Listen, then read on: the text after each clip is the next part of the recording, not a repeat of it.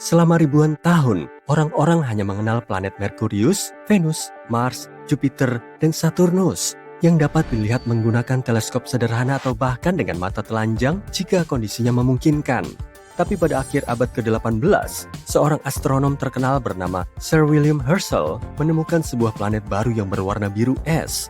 Awalnya mereka mengira itu adalah bintang, tapi kemudian menyadari itu sebuah planet. Sekarang kita mengenalnya sebagai Uranus, sebuah planet yang jaraknya lebih dari 19 kali lipat jarak bumi ke matahari. Saking jauhnya, Uranus butuh waktu 84 tahun untuk menyelesaikan satu kali putaran mengelilingi matahari. Selain itu, astronom ini juga menemukan banyak hal menarik lainnya di luar angkasa, seperti bintang ganda dan nebula. Pada pertengahan tahun 1800-an, para ilmuwan melihat ada sesuatu yang menarik Uranus dan menggeser orbitnya. Mereka mengira ada planet lain di luar sana dan menggunakan matematika untuk memprediksi lokasi planet itu. Akhirnya, pada tahun 1846, mereka menemukan Neptunus menggunakan teleskop. Planet ini terlalu redup untuk dilihat dengan mata telanjang karena jaraknya sangat jauh dari matahari. Sungguh menarik, entah berapa banyak planet lain yang mungkin ada di luar sana bersembunyi di kegelapan tata surya kita. Pada pertengahan tahun 1800-an, para astronom melihat ada sesuatu yang tidak biasa di langit. Sebuah planet kecil berbatu bernama Merkurius berperilaku aneh. Planet ini tidak mengikuti orbit yang seharusnya. Salah satu astronom tersebut adalah seorang ilmuwan Prancis yang cerdas, bernama Urbain Le Verrier. Dia mengemukakan teori bahwa mungkin ada planet lain di tata surya kita yang belum ditemukan. Planet ini berada di antara Merkurius dan Matahari. Planet hipotetis ini, yang ia beri nama Vulkan dari nama dewa api Romawi, memiliki permukaan yang sangat panas, dan ini bisa berpotensi menjelaskan perilaku aneh Merkurius.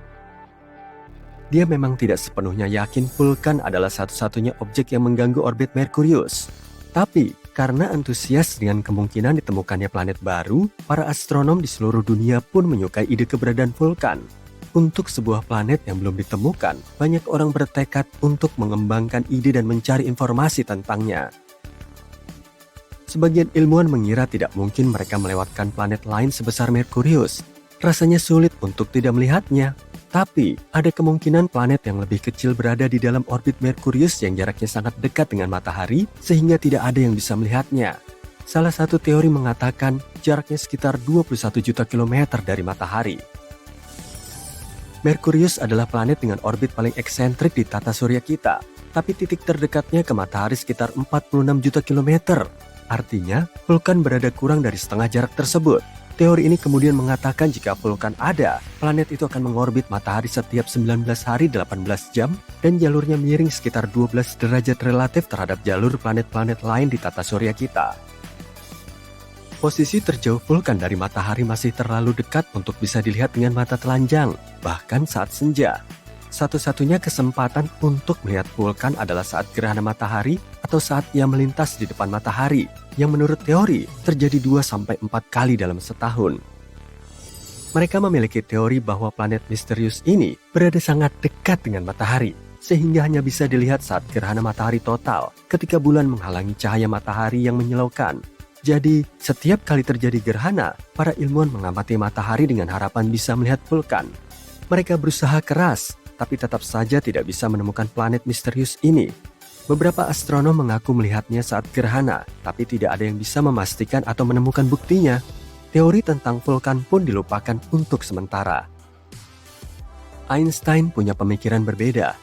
Kamu tahu tentang teori relativitas umumnya kan?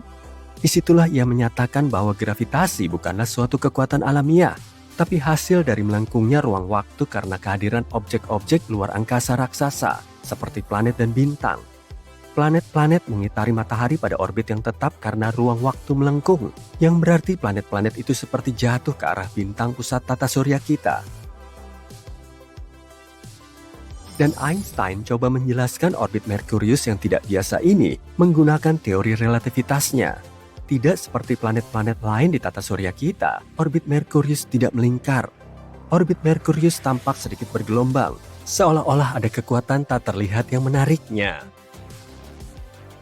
Einstein mengatakan hal ini mungkin terjadi karena gravitasi matahari yang sangat besar membuat struktur ruang waktu di sekelilingnya melengkung. Menurutnya, ada kemungkinan ini sedikit mengubah orbit Merkurius. butuh waktu cukup lama bagi komunitas ilmiah untuk menguji teori ini. Dan pada akhirnya, teori ini nampaknya merupakan penjelasan yang paling masuk akal. Meskipun teori Einstein memberi penjelasan yang lebih elegan terkait orbit Merkurius yang aneh, sebagian ilmuwan masih menaruh harapan pada vulkan. Sangat sulit untuk melepas ide keberadaan vulkan, karena Merkurius juga planet yang sangat sulit dilihat dari bumi. Tapi kemudian, semakin banyak ilmuwan yang mulai menerima teori Einstein melebihi imajinasi mereka. Dan mereka pun mengamati gerhana matahari total, khususnya untuk menguji teori relativitas Einstein, bukan karena vulkan. Vulkan bukan satu-satunya planet hipotetis yang banyak dibicarakan. Di era yang lebih modern, beberapa percaya kemungkinan adanya planet misterius yang bersembunyi di bagian luar tata surya kita. Tapi yang satu ini lebih mungkin. Memang belum ada yang melihatnya secara langsung. Tapi simulasi komputer menunjukkan bahwa planet 9 atau planet X ini mungkin ada di suatu tempat lebih jauh dari Neptunus. Neptunus dan planet X bisa jadi berukuran sama. Planet X mungkin 10 kali lebih masif daripada bumi dan mengitari matahari dalam orbit lonjong yang jaraknya sekitar 20 kali lebih jauh dari matahari daripada Neptunus. 1 tahun di sana bisa berlangsung antara 10.000 hingga 20.000 tahun bumi. Sebagai perbandingan, 1 tahun di Neptunus berlangsung selama 165 tahun bumi. Objek sebesar ini yang bergerak di luar Neptunus bisa menjelaskan orbit yang tidak biasa dari objek-objek kecil di sabuk Kuiper. Sabuk Kuiper adalah area di tata surya kita yang berada di luar Neptunus dan orbitnya. Dan kemungkinan besar ada banyak asteroid, komet, serta benda-benda kecil lainnya di sana yang sebagian besar tersusun dari es. Ada planet hipotetis lain yang bernama Nibiru. Masih ingat rumor soal kiamat pada tahun 2012? Salah satu skenario yang populer adalah Nibiru akan menabrak planet tempat tinggal kita di akhir tahun itu. Tentu saja itu tidak terjadi. Kita masih baik-baik saja, tapi ide soal Nibiru tampak menarik. Ceritanya dimulai pada tahun 1970-an, ketika seorang pria bernama Zecharia Sitchin menyebut Nibiru dalam bukunya The 12th Planet, dan menyatakan planet ini mengelilingi matahari setiap 3.600 tahun. Tapi, sebuah planet dengan orbit eksentrik seperti itu mustahil tidak mengganggu planet-planet lain di tata surya kita dengan gravitasinya. Dan jika Nibiru benar-benar mendekati bumi pada tahun 2012, kita seharusnya bisa melihatnya dengan mata telanjang. Beberapa perhitungan sederhana menunjukkan Nibiru seharusnya hampir seterang Mars pada saat paling redup dan lebih terang dari bintang yang paling redup yang bisa dilihat dari perkotaan. Ya, mungkin kita akan lebih beruntung dalam 3.500 tahun ke depan. Pada tahun 2011, sebuah komet yang dinamai Elenin muncul dan banyak orang mengira itu adalah Nibiru. Tapi, ketika melihat komet dan planet melalui teleskop, wujudnya akan berbeda. Komet memiliki koma, yaitu atmosfer gas, serta memiliki ekor, sesuatu yang tidak dimiliki planet. Selain itu, komet ini tidak menabrak bumi. Komet ini berada terlalu dekat dengan matahari dan hancur berkeping-keping. Sisa-sisa komet ini akan terus bergerak menuju bagian luar tata surya selama 12.000 tahun ke depan. Luar angkasa yang gelap, misterius dan dingin. Komet, asteroid, planet, bintang, dan sesuatu yang mengintai di sana lebih jauh dari Pluto.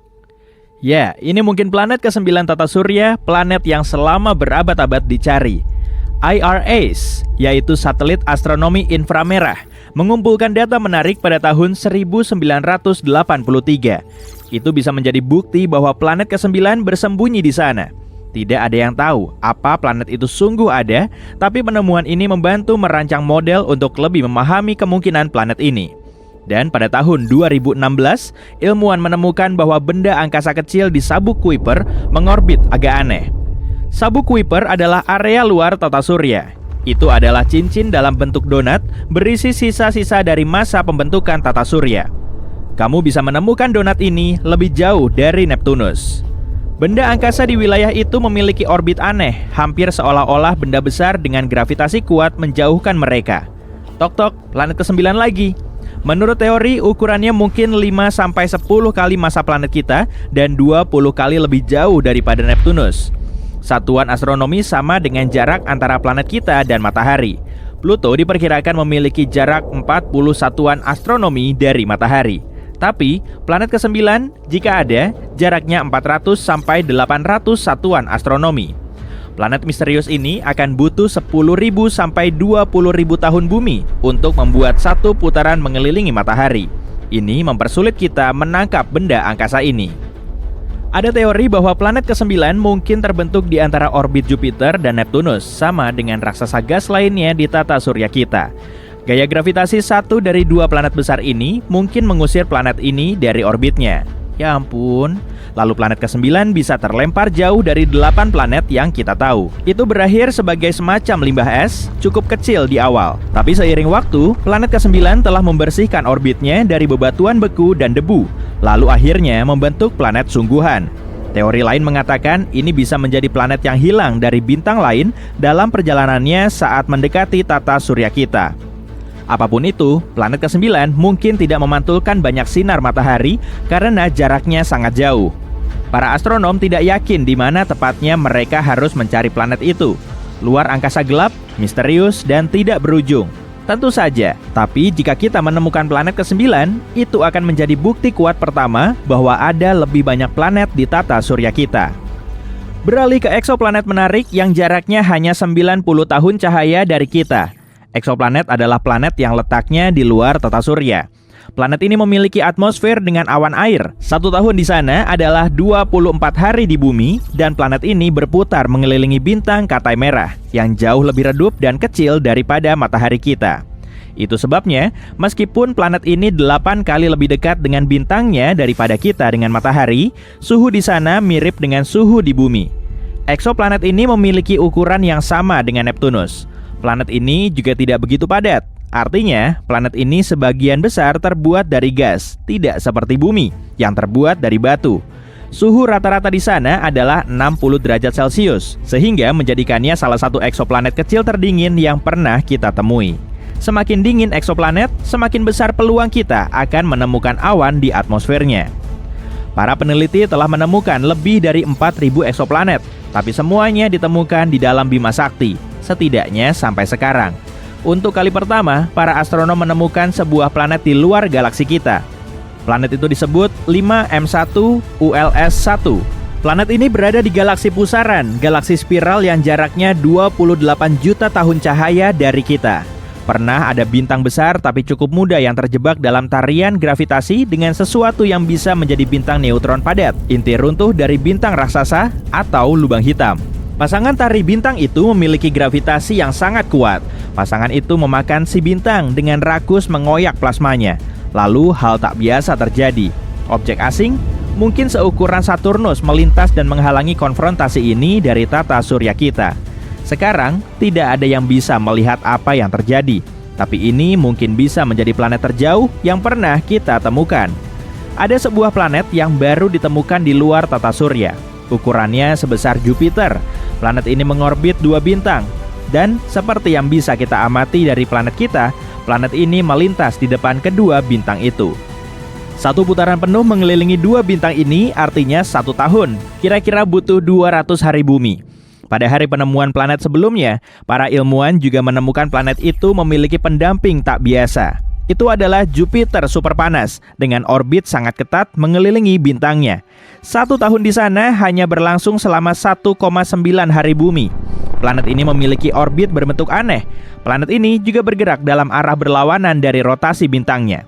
Jika kamu bisa menjelajah sejauh 57 tahun cahaya dari planet kita, kamu akan melihat sesuatu berwarna merah muda mengintai di kegelapan. Semakin dekat, itu semakin besar dan menarik. Ya, itu adalah planet berwarna magenta.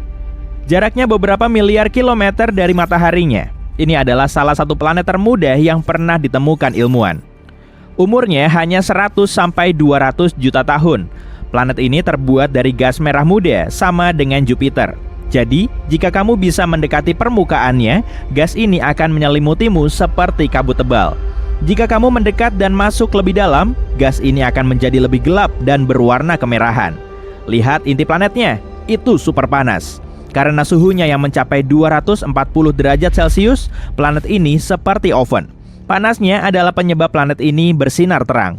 Kamu juga melihat langit berwarna merah muda pudar dengan awan yang terbuat dari tetesan air beku, mirip dengan awan kita. Ada sebuah eksoplanet yang ukurannya separuh bumi. Itu merupakan salah satu planet terkecil yang pernah kita temukan di luar tata surya.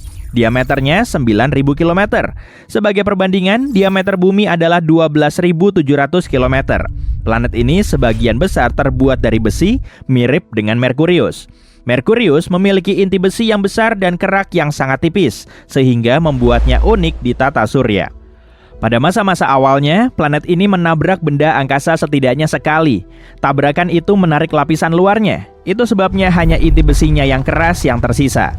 Mungkin eksoplanet kecil ini mengalami tabrakan besar juga. Mungkin itu sebabnya mantel planet ini hilang dan menyisakan sebagian besar inti besinya. Atau mungkin ini hanya sisa planet gas yang dulunya seukuran Neptunus. Atmosfer planet ini mungkin hancur karena jumlah radiasi besar dari bintangnya. Planet ini hanya berjarak 31 tahun cahaya dari kita, dan hari di sana kurang dari 8 jam bumi. Planet ini hanya sedikit lebih besar daripada Mars. Manusia tidak akan menghuni tempat itu karena suhu ekstrimnya yang mencapai 1.500 derajat Celcius. Mungkin saja ada lava cair di sisi planet yang menghadap bintangnya. Suhu itu cukup tinggi untuk melenyapkan atmosfer apapun. Jadi, planet ini mungkin pernah memilikinya dulu. Biasanya, raksasa gas seperti Jupiter tidak dihuni karena memiliki kondisi cuaca, suhu, dan tekanan ekstrim. Dan tidak ada bangunan yang bisa menciptakan kehidupan. Tapi planet terestrial lebih kecil, seperti bumi, memiliki lebih banyak bahan-bahan kunci seperti oksigen dan air cair. Selain itu, planet terestrial memiliki suhu lebih dingin dan kondisi lain. Namun, tentu saja tidak semua planet terestrial bisa dihuni. Tidak mudah mencari planet dengan kondisi yang mirip bumi, atau setidaknya kondisi yang akan memungkinkan hidup berkembang di sana. Tapi inilah Kepler-22b, salah satu temuan paling menjanjikan kita. Jaraknya 600 tahun cahaya dari kita, ukurannya 2 kali lebih besar dari bumi, dan dengan suhu sekitar 22 derajat Celcius. Planet ini disebut bumi super. Ini kategori planet yang tidak seperti planet di tata surya. Ukurannya lebih besar daripada bumi, tapi masih lebih ringan daripada raksasa es seperti Uranus atau Neptunus. Bumi super bisa terbuat dari batu, gas, atau campuran keduanya. Kepler-22b berada dalam zona laik huni bintang induknya yang tidak lebih terang daripada matahari. Planet ini mungkin memiliki inti berbatu. Ini mungkin memiliki laut, tapi tidak menampung kehidupan apapun. Setidaknya, kita belum tahu tentang itu. Setelah ilmuwan menetapkan 8 planet dan 200 satelit di tata surya, kita jadi makin tahu soal semesta ini. Tapi ternyata sebagian besar misterinya masih belum terkuak. Pemahaman kita masih sangat minim dan diduga tata surya kita punya planet ke-9. Ilmuwan menyebutnya sebagai planet X atau planet Nine. Planet yang belum ditemukan ini kemungkinan ada di luar Neptunus. Orbit asteroid dan planet kerdil di situ telah berubah tanpa diketahui alasannya. Bisa aja kan, di situ memang ada planet X. Cerita soal planet misterius ini sudah ada sejak lebih dari seabad yang lalu dan pencetusnya adalah Percival Lowell. Dia memang ngefans berat dengan ruang angkasa. Selain kumisnya melipis, uang di dompetnya juga nggak pernah tipis. Namanya juga orang kaya kan? Dengan uangnya itu, dia mendirikan observatorium di Arizona yang khusus meneliti pergerakan Uranus dan Neptunus. Gaya gravitasi kedua planet ini lebih lemah dari planet lain di tata surya kita. Dan kemungkinan besar di situ ada objek raksasa yang menariknya keluar dari lintasan. Pada tahun 1906, Lowell mengusulkan teori kalau di luar Neptunus kemungkinan ada planet. Dan planet ini telah menjadi biang kerok atas terjadinya fenomena aneh di area tersebut. Lowell kemudian menamainya sebagai planet X. Lalu pada tahun 1930, Clyde Tombaugh menemukan Pluto di Observatorium Lowell. Pola orbit aneh itu pun akhirnya bisa dicari tahu. Tim Lowell sangat antusias menyambut penemuan ini, tapi euforia mereka nggak bertahan lama. Rupanya ukuran Pluto terlalu kecil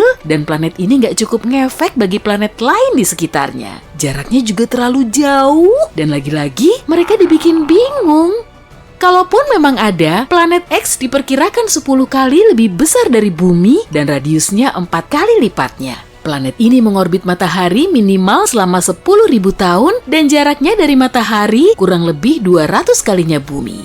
Atau 600 satuan astronomi dari pusat tata surya kita. Buat tambahan aja nih, satu satuan astronomi setara dengan jarak dari bumi ke matahari. kesannya kok jauh banget ya? Padahal sih enggak. Jarak antar objek di ruang angkasa biasanya diukur dalam satuan tahun cahaya. Dan satuan astronomi jauh lebih kecil.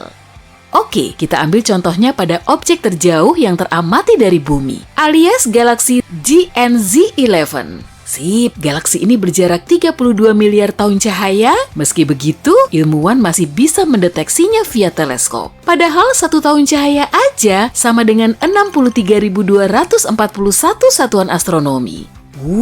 Kalau teknologi kita bisa mendeteksi galaksi sampai sejauh itu, lalu kenapa para ilmuwan belum bisa mengungkap misteri planet X? Mungkin karena planet ini memang nggak pernah ada. Teori planet X banyak ditentang pada tahun 1989 dan gaya gravitasi misterius di Neptunus terbukti cuma mengada-ada.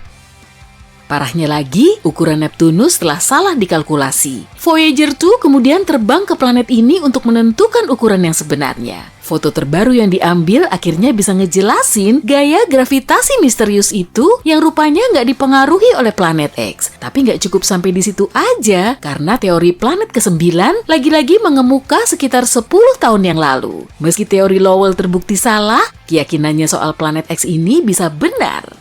Pada tahun 2015 lalu, astronom Michael Brown dan Konstantin Batygin membuktikan adanya gaya gravitasi misterius di Neptunus. Sejumlah satelit Neptunus mengorbit secara tegak lurus dan fenomena langka ini cuma teramati di area tersebut. Gerakan gugusan asteroidnya juga khas dan pastinya nggak akan mungkin cuma asal gerak, malahan ada juga loh satelit yang arah geraknya berlawanan dari matahari, nggak seperti kebanyakan objek lain. Ada juga planet kerdil Sedna yang tertarik ke suatu objek bersama 6 planet kerdil lain. Dan semua planet kerdil ini bergerak ke arah yang sama. Brown dan Batygin bukan cuma astronom ecek-ecek, keduanya sangat disegani di bidangnya. Nama Konstantin Batygin sendiri pernah termuat di majalah Forbes sebagai salah satu dari 30 ilmuwan berpengaruh di dunia. Sedangkan Mike Brown telah menggolongkan Pluto sebagai planet katai. Udah jelas lah ya, pendapat mereka pasti sangat kuat dan gak cuma isapan jempol. Tapi keberadaan planet X cuma bisa dibuktikan dengan pencarian yang tentunya sangat sulit dilakukan karena mereka perlu menggunakan metode transit fotometri. Jadi intinya, mereka perlu mengamati sejumlah bintang dalam waktu lama serta mendeteksi cahaya redup yang terpancar. Cahaya yang meredup ini bisa saja disebabkan oleh planet yang menghalangi objek lain. Kalaupun memang begitu, berarti keberadaan planet X juga bisa dibuktikan. Nah, agar metode ini bisa berhasil, bumi, planet X, dan matahari harus berada dalam satu garis lurus. Kondisi kayak gini sangat jarang terjadi. Kalau nggak gitu, cahayanya nggak akan redup. Lagi pula metode ini cuma bisa diterapkan pada planet yang jaraknya lebih dekat dari bumi ke matahari. Wah, berarti cuma Venus dan Merkurius dong. Kalau jaraknya lebih jauh dari bumi, teknik seperti ini cuma akan buang-buang waktu. Sebagai alternatif, ilmuwan bisa mencari kandidat planet dengan teleskop canggih. Tapi sekali lagi, cara ini akan sangat sulit dilakukan. Objek terjauh yang bisa teramati di tata surya kita adalah planet kerdil Far Far Out. Tapi jaraknya cuma 140 satuan astronomi dari matahari, atau 1/4 kalinya jarak ke planet X. Kita bisa melihat benda karena adanya cahaya. Dan matahari bisa terlihat jelas karena telah memancarkan cahaya kuat, sedangkan bulan cuma memantulkan cahaya matahari, kemudian bisa kita lihat. Sebetulnya cahaya bulan lebih redup dari objek lain di langit malam, pantulan cahayanya kelihatan lebih terang karena posisi bulan lebih dekat dengan bumi. Tapi kalau jaraknya lebih jauh, sudah pasti akan kelihatan lebih redup.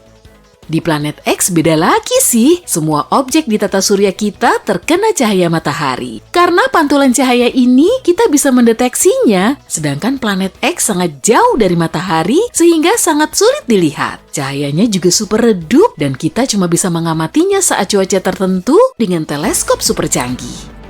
Brown dan Batygin telah mendirikan teleskop Subaru yang paling top di puncak gunung berapi Dorman di Hawaii. Teleskop besar ini mampu menangkap sinar lemah dari objek langit yang sangat jauh, tapi lokasinya perlu dicari tahu dulu. Sebelum mereka benar-benar tahu lokasi planet X ini, semua prosesnya akan sulit terrealisasikan. Selain itu, planet X ini terlihat paling cerah cuma selama 3 malam setiap tahun.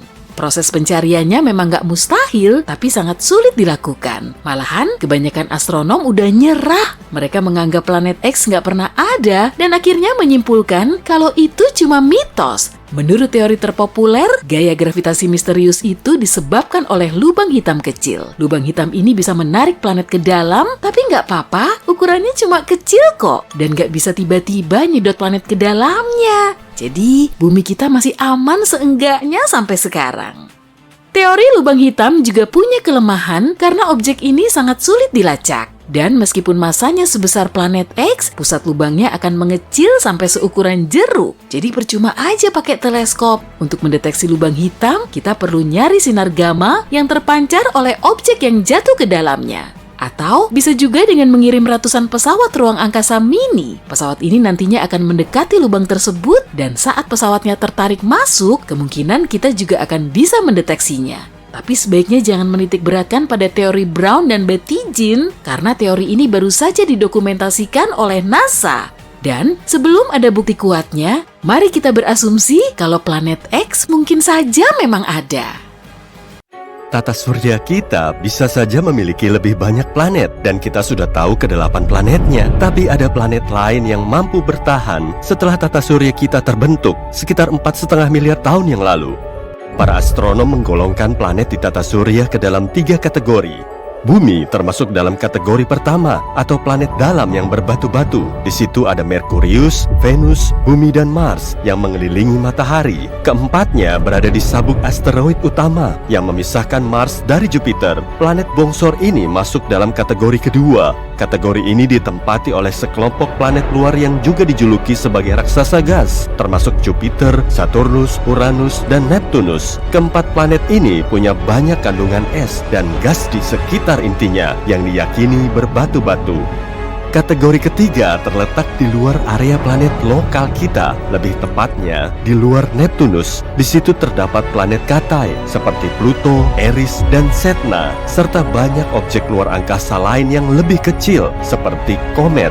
Tapi temuan baru menunjukkan kemungkinan besar ada planet yang masih tersembunyi di kegelapan. Selain planet Katai dan objek luar angkasa kecil, mungkin memang ada planet baru.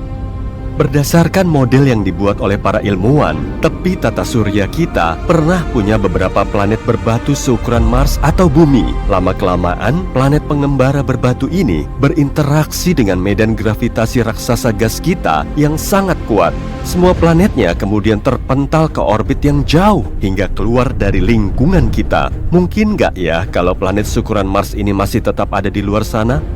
Para ilmuwan telah bikin simulasi untuk mempelajari kemungkinannya. Menurut 50% kejadian, planet ini akan terlontar keluar angkasa saat berinteraksi dengan gravitasi raksasa gas. 50% sisanya menunjukkan planet pengembara berada di dalam orbit yang juga diikuti sejumlah objek dari sabuk Kuiper. Berarti kita cuma perlu mencarinya. Para astronom telah menemukan planet yang paling terisolasi di alam semesta. Saat itu, mereka sedang nyari bintang Katai coklat di tempat jauh atau bintang gagal yang nggak bisa memancarkan cahaya sendiri karena kurang besar. Bintang yang dilahirkan sudah punya bobot berat sehingga gaya gravitasinya juga kuat. Lalu bintang ini tertarik oleh dirinya dan suhu di dalamnya terus naik hingga akhirnya bisa memancarkan cahaya sendiri. Tapi tim tersebut malah mendeteksi planet pengembara CFB DSIR2149. Planet ini kurang lebih berumur 50-120 juta tahun dan suhu di permukaannya setinggi 400 derajat Celcius. Kalau dibandingkan dengan suhu bintang, planet ini masih terbilang dingin. Awalnya ilmuwan mengiranya sebagai bintang Katai coklat, tapi umurnya masih sangat muda. Planet tanpa bintang ini melayang-layang di luar angkasa sejauh 130 tahun cahaya dari bumi. Galaksi Bima Sakti kita berdiameter 100.000 tahun cahaya dan termasuk cukup dekat. Planet kesepian ini termasuk raksasa gas berukuran 4-7 kali lebih besar dari Jupiter. Planet ini kemungkinan telah terlempar dari tata suryanya sendiri karena pengaruh gravitasi atau masuk ke orbit planet lain. Bisa juga karena ia telah menjauh dari bintang induknya. Di tepi tata surya kita, jauh di luar Pluto, ada objek luar angkasa seukuran Pluto, tapi sedikit lebih dingin dan jauh lebih padat. Wujudnya mungkin berupa objek besar berbatu-batu yang diselimuti mantel sedingin es. Inilah planet Katai, Eris. Pluto dan Eris sama-sama menempati sabuk Kuiper atau cincin luas berisi objek luar angkasa di luar Neptunus. Sehari di sana berlangsung selama 25,9 jam, agak mirip dengan di bumi. Tapi jarak Eris ke matahari 3 kali lebih jauh dari Pluto ke sang bintang. 1 tahun di sana berlangsung lebih lama, yaitu sekitar 557 tahun di bumi. Permukaan Eris sangat cerah dan dingin. Planet Katai ini juga termasuk objek paling reflektif di tata surya karena bisa memantulkan lebih dari 95% cahaya matahari yang mengenainya. Di area yang lebih jauh lagi, ada Super Saturnus J1407b. Planet yang ukurannya lebih besar dari Jupiter dan Saturnus ini termasuk eksoplanet atau planet yang mengitari bintang induk selain matahari. Super Saturnus berjarak 434 tahun cahaya dari bumi di rasi bintang Centaurus. Inilah satu-satunya eksoplanet yang diketahui memiliki cincin mirip Saturnus. Planet ini juga punya sistem cincin yang besar, bahkan 200 kali lebih besar dari cincin Saturnus. Totalnya ada lebih dari 30 cincin yang masing-masing berdiameter puluhan juta kilometer. Di sela-sela cincin ini terdapat celah dan mungkin di situ ada sejumlah satelit menarik alias eksobulan. Kalau Super Saturnus ini bertukar tempat dengan Saturnus biasa, cincinnya akan sangat mendominasi angkasa kita. Cuma dengan mendongak kita akan langsung melihatnya. Pemandangan ini akan sangat menakjubkan karena ukurannya akan jauh lebih besar dari bulan purnama. Para ilmuwan sudah nemu ribuan planet di luar tata surya kita. Sebagiannya bisa sepadat besi, tapi sebagian lainnya sangat ringan. Lalu ada juga planet panas GJ1214b yang ukurannya lebih besar dari bumi dan lebih kecil dari Uranus. Jaraknya 4 tahun cahaya dari kita di rasi bintang Ophiuchus. Planet berair ini diselimuti atmosfer tebal yang diameternya 2,7 kalinya bumi. Bobotnya sendiri hampir 7 kali lebih berat dari planet kita. Kemungkinan besar planet ini terbentuk di area yang jauh dari bintangnya. Di situ kemungkinan juga banyak mengandung es cair. Tapi kemudian GJ1214b bermigrasi ke tempatnya sekarang. Karena suhu permukaannya sekitar 230 derajat Celcius, planet ini terlalu panas untuk ditinggali. Batuan di situ juga jauh lebih sedikit dan perairannya jauh lebih luas. Gimana rasanya ya hidup di planet tanpa daratan kayak gini? Seluruh permukaannya diselimuti lautan. Tekanan dan suhu tinggi di situ membuat airnya super cair serta esnya super panas. Di planet ini juga ada materi eksotis yang nggak bisa kita lihat di bumi.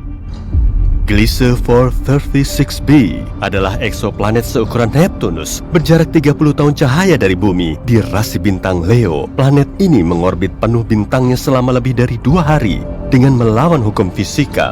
Gliese 436b mengorbit bintangnya Gliese 436 yang lebih kecil, lebih dingin, dan lebih redup dari matahari kita. Jaraknya 15 kali lebih dekat dari jarak Merkurius ke matahari. Kalau dengar kata es, mungkin kamu akan ngebayangin minuman dingin yang dikasih es batu. Tapi permukaan es di planet ini nggak dingin sama sekali, karena suhunya mencapai 526 derajat Celcius, jauh di atas titik leburnya. Meski begitu, esnya tetap berwujud padat dan panas. Hal ini disebabkan oleh gravitasi yang sangat kuat. Gravitasi ini menekan uap air di atmosfer menjadi es padat. Tekanan di situ nggak bisa bikin esnya mencair, meskipun suhu permukaannya super ngebul. Sekarang coba deh bayangin kamu lagi ada di planet misterius. Tiba-tiba di situ mulai turun hujan, safir, dan ruby. Eksoplanet jauh HATP7b adalah raksasa gas yang jaraknya 1000 tahun cahaya dari bumi, tepatnya di rasi bintang Cygnus. Planet ini 16 kali lebih besar dari bumi dan memiliki cuaca unik disertai badai kencang. Hujan di situ berupa ruby dan safir. Saat malam hari, atmosfernya dipenuhi korundum atau permata mineral yang terbuat dari bahan mirip safir dan ruby. Awan korundum bisa menciptakan pemandangan yang sangat cantik. Permukaan planet ini diterpa angin kencang yang sering berubah menjadi badai kuat, lalu menggerakkan banyak kumpalan awan ke seisi planet. Planet ini memang nggak bisa dihuni, tapi mungkin seru juga ya kalau ada yang datang ke sana kemudian ngambil beberapa bongkah permata. Cuacanya sangat ekstrim dan suhunya melebihi 2500 derajat Celcius. Venus aja yang menjadi planet terpanas di tata surya kita itu cuma bersuhu 475 derajat Celcius. Di hamparan ruang angkasa, kamu bisa melihat titik biru kecil dan cantik di antara kegelapan. Inilah eksoplanet HD 189733b yang terletak 63 tahun cahaya dari bumi, tepatnya di rasi bintang Vulpecula. Tapi planet ini jauh lebih panas dan lebih besar dari bumi, kira-kira seukuran Jupiter. Kala revolusinya selama 2,2 hari di bumi. Orbitnya sangat dekat, hingga posisi planet ini kemungkinan besar nggak bisa berubah. Akibatnya, cuma satu sisinya aja yang menghadap ke bintangnya. Sama seperti bulan kita yang cuma nunjukin satu sisinya menuju bumi. Kondisi cuaca di situ sangat ekstrim. Anginnya bertiup hingga 8.700 km per jam, atau 7 kali lipatnya kecepatan suara. Kalau di bumi, angin terkencangnya cuma sampai 370 km per jam. Tapi nggak cuma itu aja, tetes hujan di situ nggak berasal dari air, tapi dari kaca cair. Awannya terbuat dari silikat dan partikel atom. Keduanya merupakan elemen utama yang bikin planetnya berwarna biru kobalt. Jadi warnanya nggak dihasilkan dari lautan seperti bumi kita. Bumi pernah berwarna ungu, tapi kini sebagian besarnya berwarna hijau. Meski diamati dari luar angkasa, hijau yang kita lihat itu berasal dari fotosintesis saat tumbuhan mengubah energi matahari menjadi energi yang mereka butuhkan untuk hidup dan menghasilkan oksigen. Inti dari proses ini yang kemudian menghasilkan warna hijau pada tumbuhan adalah pigmen klorofil. Tapi dulu ada suatu molekul yang bernama retinal. Pigmen ini menyerap cahaya kuning dan hijau, lalu mengubahnya menjadi merah dan biru. Jadi bumi kita pernah kelihatan ungu. Ada juga planet pink GJ504b yang lokasinya sangat jauh di rasi bintang Virgo. Eksoplanet berukuran 4 kali lipatnya Jupiter ini baru terbentuk sekitar 160 juta tahun lalu. Bumi kita aja udah berumur 4,5 miliar tahun. Kalau kita datang ke planet ini, kita akan bisa ngelihat dunia cantik yang bersinar dari panas formasinya. Semua yang ada di sekitarmu akan berwarna magenta. Alam semesta kita dipenuhi hal-hal yang menakjubkan dan juga menakutkan. Kamu pasti sudah akrab dengan kuasar, lubang hitam, materi gelap dan sebagainya. Tapi apa kamu siap mengetahui kengerian luar angkasa lain yang belum pernah kamu dengar? Apa kamu ingin mengunjungi dunia teraneh di alam semesta? Oh iya, bukan aku loh yang membuat daftar ini, melainkan NASA sendiri. Selamat datang di galaksi kengerian, koleksi Halloween NASA yang menakjubkan. Mari ikut denganku dalam perjalanan ke beberapa planet dan tulis di kolom komentar planet mana yang menurutmu paling mengerikan. Pasang sabuk pengamanmu. Tujuan pertama kita adalah raksasa gas bernama Trace 2b. Letaknya 750 tahun cahaya dari kita. Jika memakai pesawat antariksa biasa, kita akan sampai di sana dalam 10 juta tahun. Trace 2b mengorbit sebuah katai kuning, bintang yang mirip matahari kita. Beratnya sekitar 1,5 kalinya Jupiter. Tapi apa istimewanya? Nah, kalau takut gelap, kamu pasti ogah ke tempat ini. Ini adalah planet malam abadi yang paling gelap dari semua planet yang kita kenal. Tapi letaknya tidak terlalu jauh dari bintangnya. Jadi kenapa gelap? Masalahnya, permukaan Trace 2b memantulkan cahaya dengan lebih buruk dibanding batu bara. Oleh karena itu, tampak seperti tak ada cahaya sama sekali di sana. Kalau kamu terbang melintasi permukaan planet ini, rasanya akan seperti berjalan memakai penutup mata. Oh, sebentar. Sebenarnya ada cahaya di sana. Cahaya merah tua menakutkan yang mengelilingi permukaan planet ini. Cahaya ini diciptakan oleh atmosfer yang terbakar, yang membuat Trace 2b menjadi planet panas. Udara di sana bahkan lebih panas daripada lava.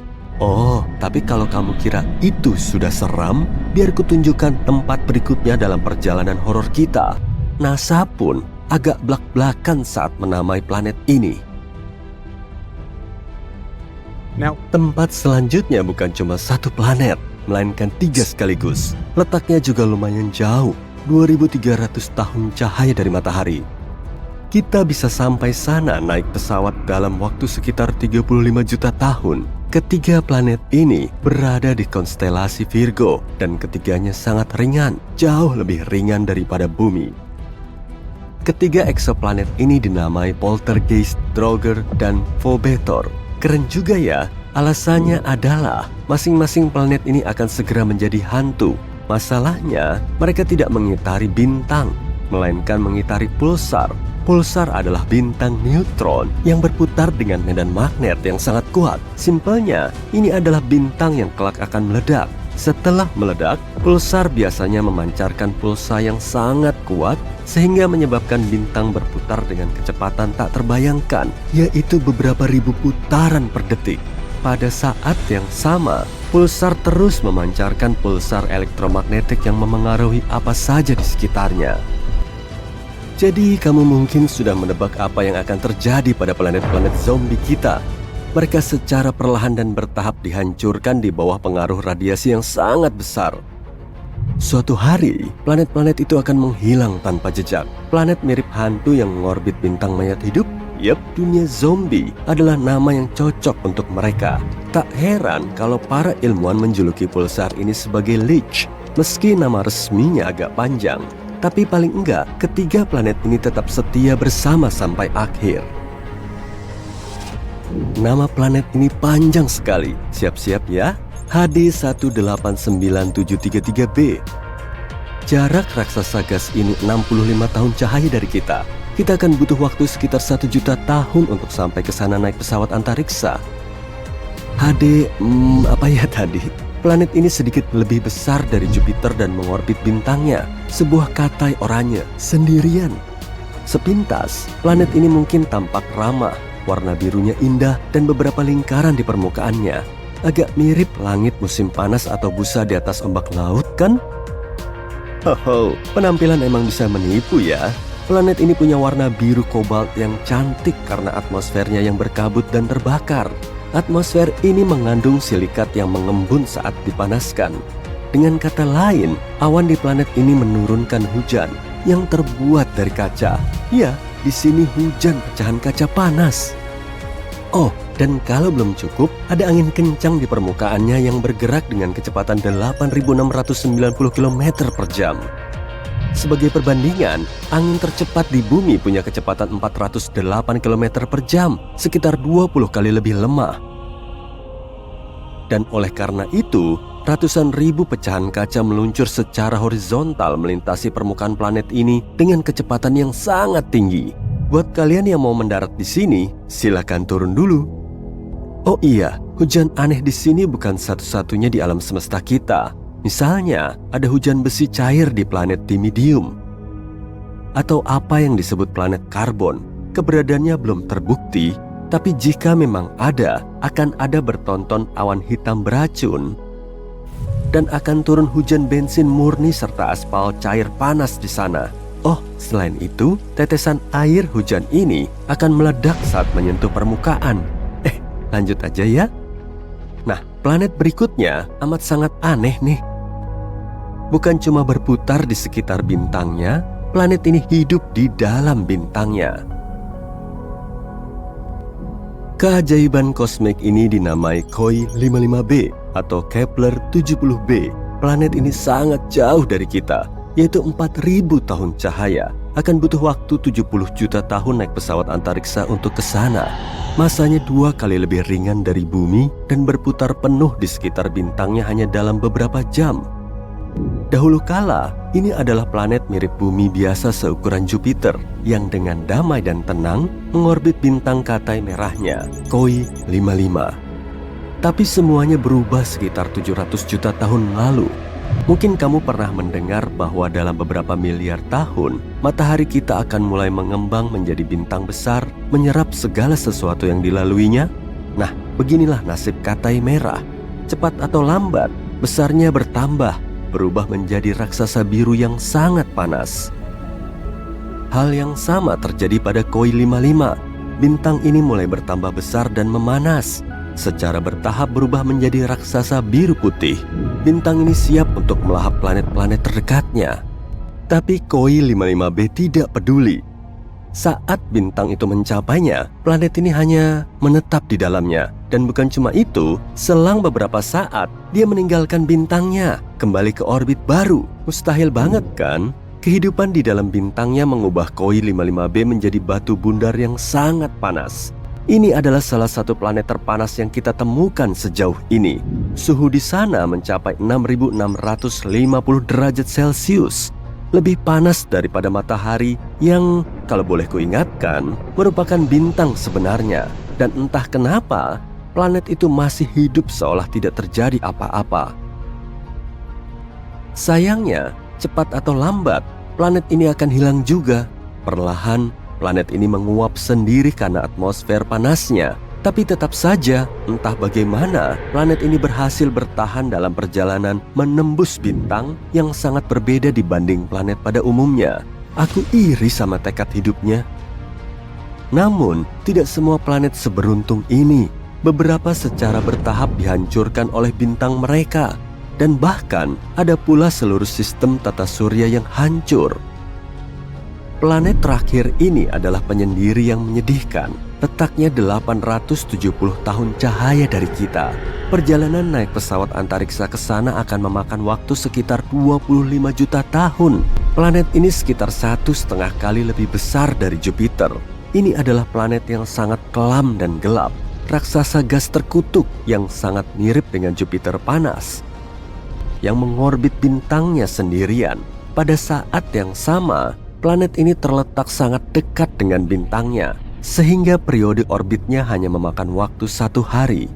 Tentu saja, karena kedekatan ini, bintangnya secara bertahap menyerap WASP-12b. Panas terik bintang tersebut perlahan menghancurkan dan melahap atmosfer planet ini. Planet ini cuma punya waktu hidup sekitar 10 juta tahun lagi. Tapi yang lebih menarik lagi, karena penarikan ini, WASP-12b berbentuk telur.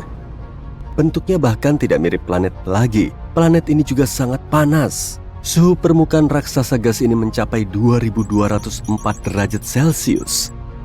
Selain itu, sebuah spektrograf asal kosmik atau yang disingkat COS menemukan bahwa planet ini bertukar materi dengan bintangnya.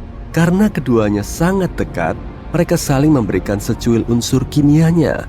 Ini adalah fenomena yang umum dalam sistem bintang biner berjarak dekat. Tapi ini adalah kali pertama para ilmuwan melihatnya dalam hubungan antara bintang planet. Sungguh sistem yang unik. Jujur saja, kalau keamananku dijamin seutuhnya, aku mau sekali mengunjungi beberapa planet barusan. Kalau kamu, gimana? Tulis pendapatmu di kolom komentar ya. TRS-2b adalah planet yang malamnya nggak pernah berakhir. Malam di sini juga nggak kayak malam biasa dengan bintang bersinar di langit yang indah.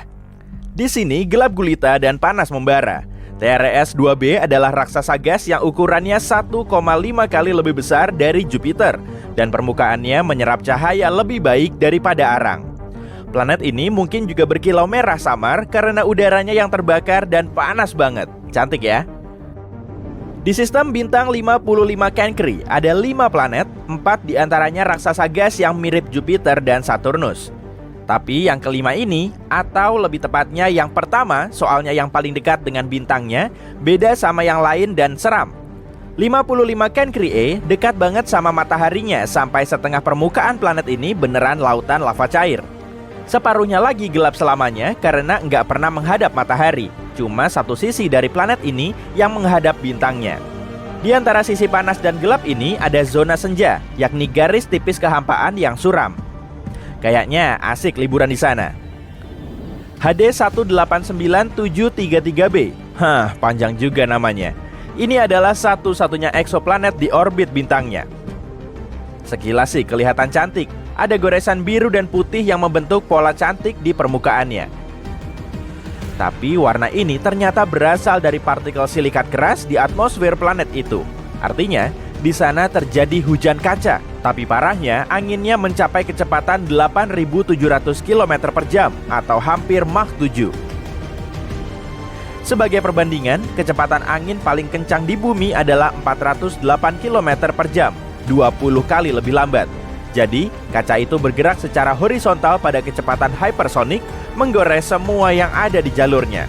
Nunduk! Sistem berikutnya, aku nggak nyebutin namanya deh ya.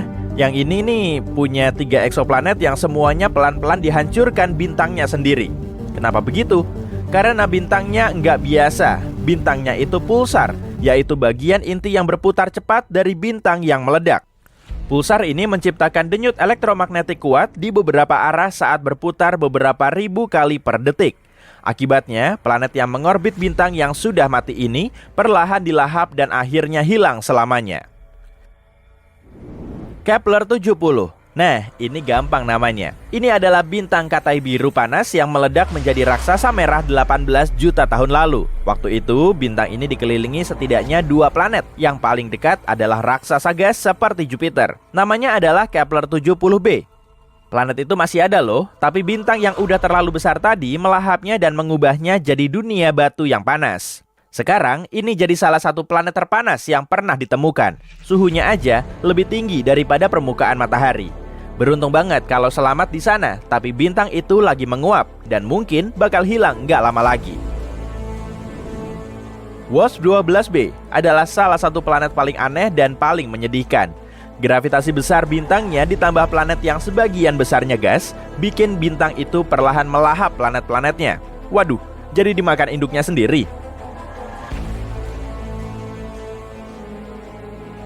WASP-12b udah berbentuk kayak telur, meregang ke arah matahari yang kejam dan nggak bisa apa-apa dengan kondisinya itu. 10 juta tahun lagi, planet ini akan dilahap juga oleh bintang rakus ini. Hei, kan tadi kamu nanya. Kalau kamu penasaran gimana sih rasanya jalan di atas es dan arang panas sekaligus, Gliese 436b adalah planet yang bisa ngasih contoh jelas. Karena jaraknya dekat banget sama mataharinya, eksoplanet seukuran Neptunus ini punya suhu yang lebih panas dari oven. Tapi, planet ini dilapisi es yang terus terbakar. Es ini jauh lebih padat karena gravitasi besar planet itu. Makanya, esnya tetap padat dan nggak mencair meskipun kondisi di sana ekstrim. Kalau membahas dunia seram, kita harus menyebutkan Venus, saudara kembar bumi yang jahat. Planet kedua dari matahari ini punya atmosfer yang tebal banget dan penuh awan sampai-sampai permukaannya jauh lebih panas dari Merkurius. Erupsi gunung berapi terus terjadi di Venus. Gravitasinya hampir 100 kali lebih kuat dari bumi. Dan awan-awannya bukan mengandung air, tapi asam sulfatnya yang mengembun dan jatuh ke permukaan dalam bentuk hujan, sehingga menambah keseramannya. Ya, kalau kamu berani atau gila sampai mau nyoba melewati awan-awan itu, kamu tetap nggak bisa lewat juga sih. Angin di sana sama kencangnya dengan hurikan terkuat di bumi. Ini nama panjang buat planet yang sangat-sangat dingin. Meskipun bintang induknya nggak begitu jauh, ini adalah planet katai merah yang kecil dan dingin. Cahaya dan panas hampir nggak masuk ke planet ini. Suhu di luar sana minus 223 derajat Celcius, yang cuma sedikit lebih hangat dari nol mutlak. Eksoplanet ini gelap, suram, dan dilapisi es abadi yang nggak pernah mencair. Bisa bikin es sirup seumur hidup dong. Tapi kalau punya inti batu, planet ini bisa menghasilkan panas. Jadi mungkin aja di bawah permukaannya yang beku ada makhluk asing yang mengintai. Dimidium, jaraknya sekitar 50 tahun cahaya dari tata surya kita. Berdasarkan beberapa catatan, ini adalah planet yang tidak ramah bagi makhluk hidup apapun. Planet ini terkunci pasang surutnya dengan mataharinya.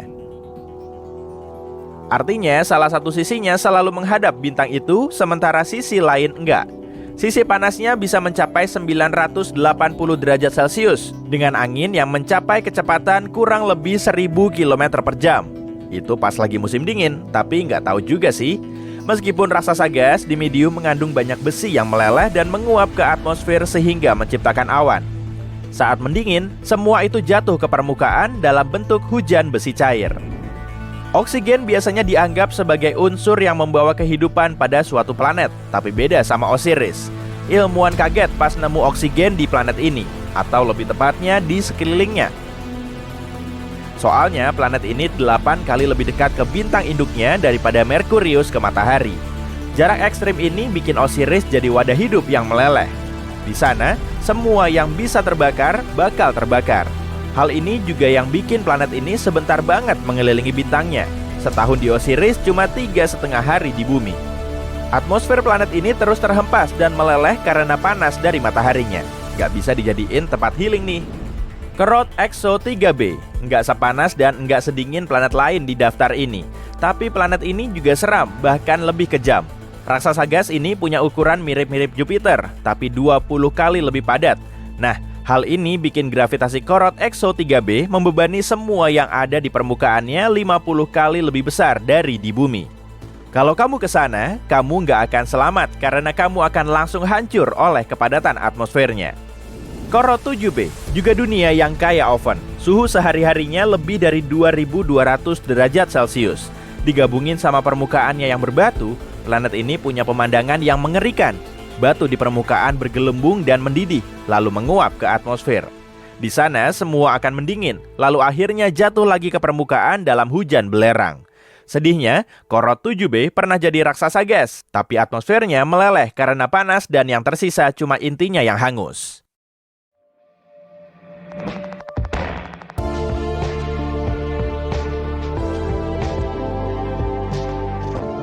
Hey, kamu tahu nggak? Para astronom menemukan sebuah eksoplanet yang mereka namai Super Saturnus.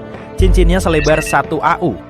AU adalah unit astronomi yang merupakan jarak antara matahari ke bumi. Sistem cincin ini besar sekali, makanya dinamai demikian. Super Saturnus disebut objek Mama Jack, sesuai nama astronom yang memimpin tim penemu temuan ini. Profesor Eric Mama Jack dari Universitas Rochester di New York menemukan Super Saturnus saat menjelajahi data yang diunduh dari pengamatan transit sudut lebar. WASP adalah singkatan dari Wide Angle Search for Exoplanets atau pencarian sudut lebar eksoplanet.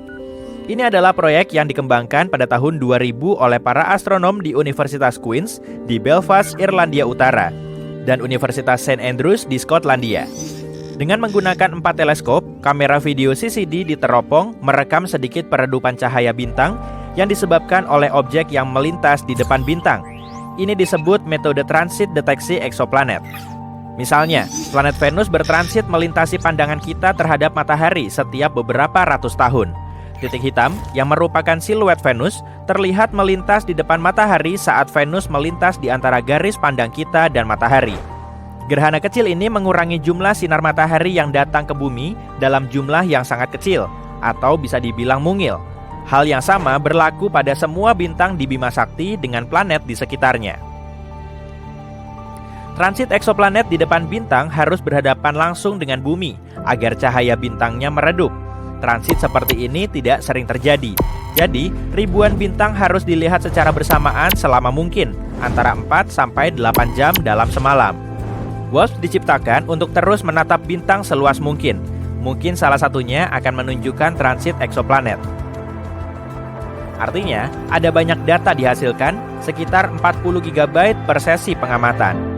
Ilmuwan komputer di Universitas Leicester, Inggris mengembangkan program komputer untuk menyimpan data dan menghasilkan grafik fotometrik dari intensitas cahaya masing-masing bintang. Universitas Open juga di Inggris bergabung dengan proyek WASP mengambil data ini dan menyediakannya untuk penelitian para astronom di seluruh dunia. Grafik intensitas cahaya bintang yang menunjukkan perubahan kecerahannya disebut kurva cahaya. Grafik ini punya 2 sumbu, yang pertama adalah sumbu garis waktu, dan satu lagi adalah intensitas cahaya. Saat objek yang dianggap sebagai eksoplanet, meski bisa juga bintang katai coklat, melintas di depan bintang, sumbu garis waktu melacak seberapa cepat pergerakannya. Ini akan memberitahu kita seberapa dekat objek itu dengan bintangnya, sementara sumbu kecerahan melacak seberapa banyak cahaya bintang meredup.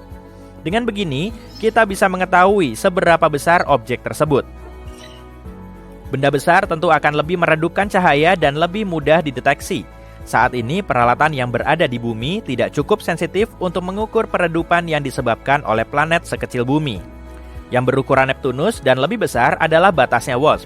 Namun, teleskop luar angkasa James Webb yang kini terus beroperasi punya sensitivitas yang jauh lebih besar dan mampu mendeteksi transit eksoplanet seukuran bumi. Kamu pasti udah gak sabar mau dengar pembahasan Super Saturnus kan? Tapi ada hal lain yang harus kamu ketahui sebelum kita lanjut ke sana.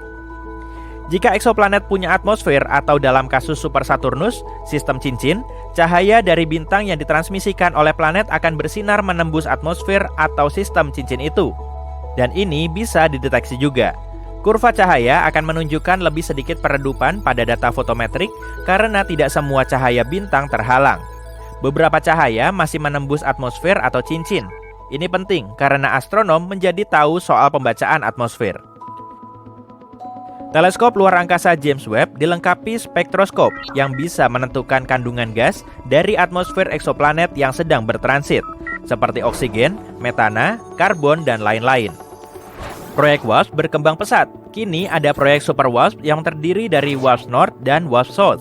Yang pertama melihat ke langit di atas belahan bumi utara, yang satunya lagi melihat ke langit di atas belahan bumi selatan. Ada juga Next Generation Transit Survey atau Survei Transit Generasi Selanjutnya, NGTS, yang dibuat berdasarkan proyek WASP. Kerjanya otomatis, jadi astronom tidak perlu begadang sambil menyeruput kopi, tapi boleh aja kalau mau. Terletak di European Southern Observatory di Gurun Atacama di Chili, NGTS memindai jutaan bintang dan telah menemukan lebih dari 100 eksoplanet hingga ukuran sekecil 3 kalinya ukuran bumi. NGTS telah memulai klub Planet Hunters alias pemburu planet di media sosial. Ilmuwan warga bisa mencari basis data daring kurva cahaya dan mungkin menemukan eksoplanet sendiri, yang awalnya merupakan upaya dari Inggris yang dimulai oleh 1 atau 2 astronom, kini menjadi fenomena mendunia. Dengan kemampuan untuk membaca tanda spektroskopi gas atmosfer selama transit eksoplanet, sebuah ide baru muncul, yaitu tanda teknologi. Ide ini secara khusus mengidentifikasi gas di atmosfer eksoplanet yang dihasilkan oleh peradaban. Teleskop luar angkasa James Webb bisa melakukannya. Gas dari polusi seperti klorofluorokarbon atau CFC bisa dilihat secara spektroskopi jika ada. Tritium dari reaktor fusi jika ada juga bisa dideteksi, serta pola panas dari kota-kota di permukaan planet. Tanda teknologi adalah konsep terbaru yang muncul setelah proyek WASP dimulai. Kita belum tahu akan menemukan apa. Sekarang mari kembali ke Super Saturnus. Bintang yang diputari Super Saturnus adalah J1407. Bintang deret prautama kecil yang redup, seperti matahari dengan magnitudo 13. Hah? Begini, mata manusia hanya bisa melihat bintang dengan magnitudo 6, dan masing-masing magnitudo 2,5 kali lebih redup dibanding yang sebelumnya. Jadi, ini bukan bintang yang luar biasa, cuma bintang teleskopik lain di luar sana, di wilayah Scorpius Centaurus di langit malam. J1407 adalah bintang muda yang belum memasuki fase jangka panjang stabilnya. Ini penting karena Super Saturnus atau yang secara resmi bernama J1407b menunjukkan tanda-tanda sistem cincin pada tahap awal pengembangan. Kurva cahaya Super Saturnus tersimpan dalam kumpulan data dari proyek Super WASP. Profesor Eric Mamajek dan rekannya Matthew Kenworthy dari Universitas Leicester mempelajari data ini secara menyeluruh dan menghasilkan laporan mendetail. Pengetahuan bergantung pada data yang baik. Sumbu horizontal kurva cahaya J1407b, sumbu waktu, adalah penyebab kericuhan ini. Super Saturnus butuh berminggu-minggu untuk transit di depan bintang induknya, 56 hari tepatnya. Sistem cincin planet yang kita kenal di tata surya kita mengorbit tepat di sekitar ekuator planet gas raksasa dan sangat tipis. Dari cuma beberapa meter hingga setebal beberapa sentimeter. Di teleskop, cincin Saturnus terlihat menghilang saat Saturnus berada pada kemiringan 0 ke arah bumi. Saturnus harus miring terhadap bumi agar sistem cincinnya yang indah terlihat. Kita semua wajib melihatnya setidaknya sekali. Bayangkan, melihat Saturnus lewat teleskop.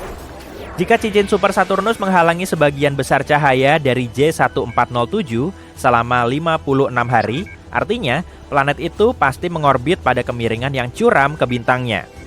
Jika berada pada kemiringan 0, kita tak akan melihat cincin itu menghalangi cahaya apapun.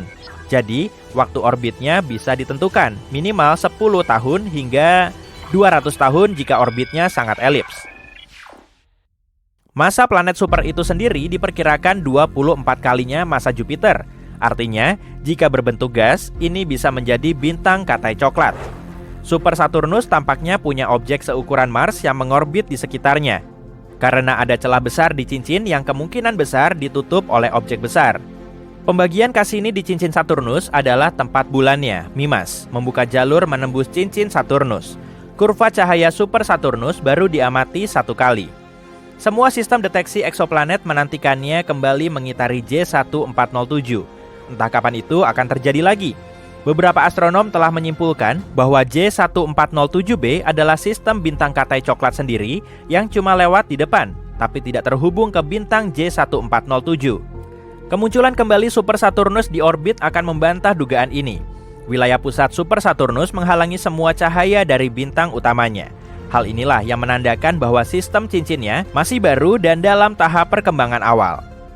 Seiring waktu, massa cincin sangat padat yang dekat dengan planet ini diperkirakan akan menipis karena semua materinya terserap ke dalam planet atau dilontarkan keluar angkasa. Inilah yang terjadi pada planet-planet raksasa gas di tata surya kita. Objek Mama Jack memang mengejutkan. Sejak saat itu, belum pernah ada lagi kurva cahaya seperti milik Super Saturnus yang terdeteksi. Super Saturnus telah menambahkan babak baru pada pemahaman kita tentang pembentukan sistem cincin. Sekian penjelasan Super Saturnus kali ini, sampai ketemu di video selanjutnya. Dengan sedotan raksasa di tanganmu, kamu mulai meniup Saturnus hingga membesar, makin besar, dan terus membesar. Segitu cukup. Lalu tambahin juga cincin raksasa. Beres. Ini adalah Super Saturn, alias Saturnus yang disuntik steroid. Objek antariksa ini ditemukan para ilmuwan pada tahun 2012 dan diberi nama J1407b. Para astronom masih belum tahu banyak soal planet ini, mungkin raksasa gas, mirip Jupiter atau Saturnus di tata surya kita. Kalau memang begitu, berarti permukaannya nggak padat, dan saat menapakkan kaki di situ, kamu akan jatuh sampai ke intinya. Tapi planet ini mungkin termasuk Katai Coklat, yang berada di tengah-tengah planet besar dan bintang. Objek semacam ini harus cukup berat agar bisa melakukan reaksi termonuklir, seperti yang terjadi di dalam bintang. Tapi, kekuatan reaksi Katai Coklat belum mampu membuatnya bersinar dan memancarkan panas. Terlebih dulu kita perlu ngebandingin ukuran dan berat J1407b ini dengan bumi. Kalau ditimbang, bumi kita akan seberat 6 kali 10 pangkat 21 ton. Diameter planet kita sekitar 12.700 km. Sekarang, lanjut ke Jupiter, planet terbesar di tata surya. Diameternya 11 kali lipatnya bumi, dan beratnya 318 kali lipat. Kalau Jupiter menjadi ember, kita bisa masukin 1321 bumi ke dalamnya. Dan ini dia planet utama kita kali ini, Super Saturn. Ukurannya hampir 20 kali lipatnya Jupiter, dan beratnya 6.360 kalinya bumi. Planet ini punya cincin yang sangat besar. Dan kalau berada di tata surya kita, cincinnya akan membentang sampai setengah kali jarak bumi ke matahari. Dan kalau Super Saturn ini menggantikan Saturnus asli kita, cincinnya bisa diamati dengan mata telanjang karena ukurannya lebih besar dari bulan purnama. Diperkirakan proses pembentukan cincin ini sama seperti cincin Saturnus kita. Menurut salah satu teori, cincin ini berasal dari sisa satelit yang pernah berada di area tersebut. Orbitnya nggak stabil, dan seiring berjalannya waktu, satelit ini hancur oleh gaya pasang surut kuat dari planet yang dikelilinginya. Serpihan kecil yang dihasilkan kemudian menempati posisinya sendiri di orbit raksasa dan saling berbenturan seperti sedang di blender. Setelah beberapa saat, cuma ada partikel debu dan es yang bergerak di sekitar planet raksasa ini. Teori lain menyatakan, cincin ini muncul setelah satelit bertabrakan dengan asteroid atau satelit lain. Kemudian, blender gravitasi menjalankan tugasnya hingga mengubah puing ini menjadi cincin. Sebagian ilmuwan berpendapat, cincin ini terbentuk secara bersamaan dengan planetnya.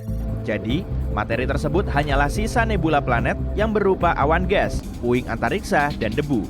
Semua materi tadi mungkin menyusut dan memadat hingga membentuk planet. Kita cuma bisa menebak-nebak soal asal-muasal cincin Super Saturn ini. Dan masanya kurang lebih 80%-nya bumi. Artinya, satelit yang dulu mengitari J1407b ini kira-kira seukuran bumi.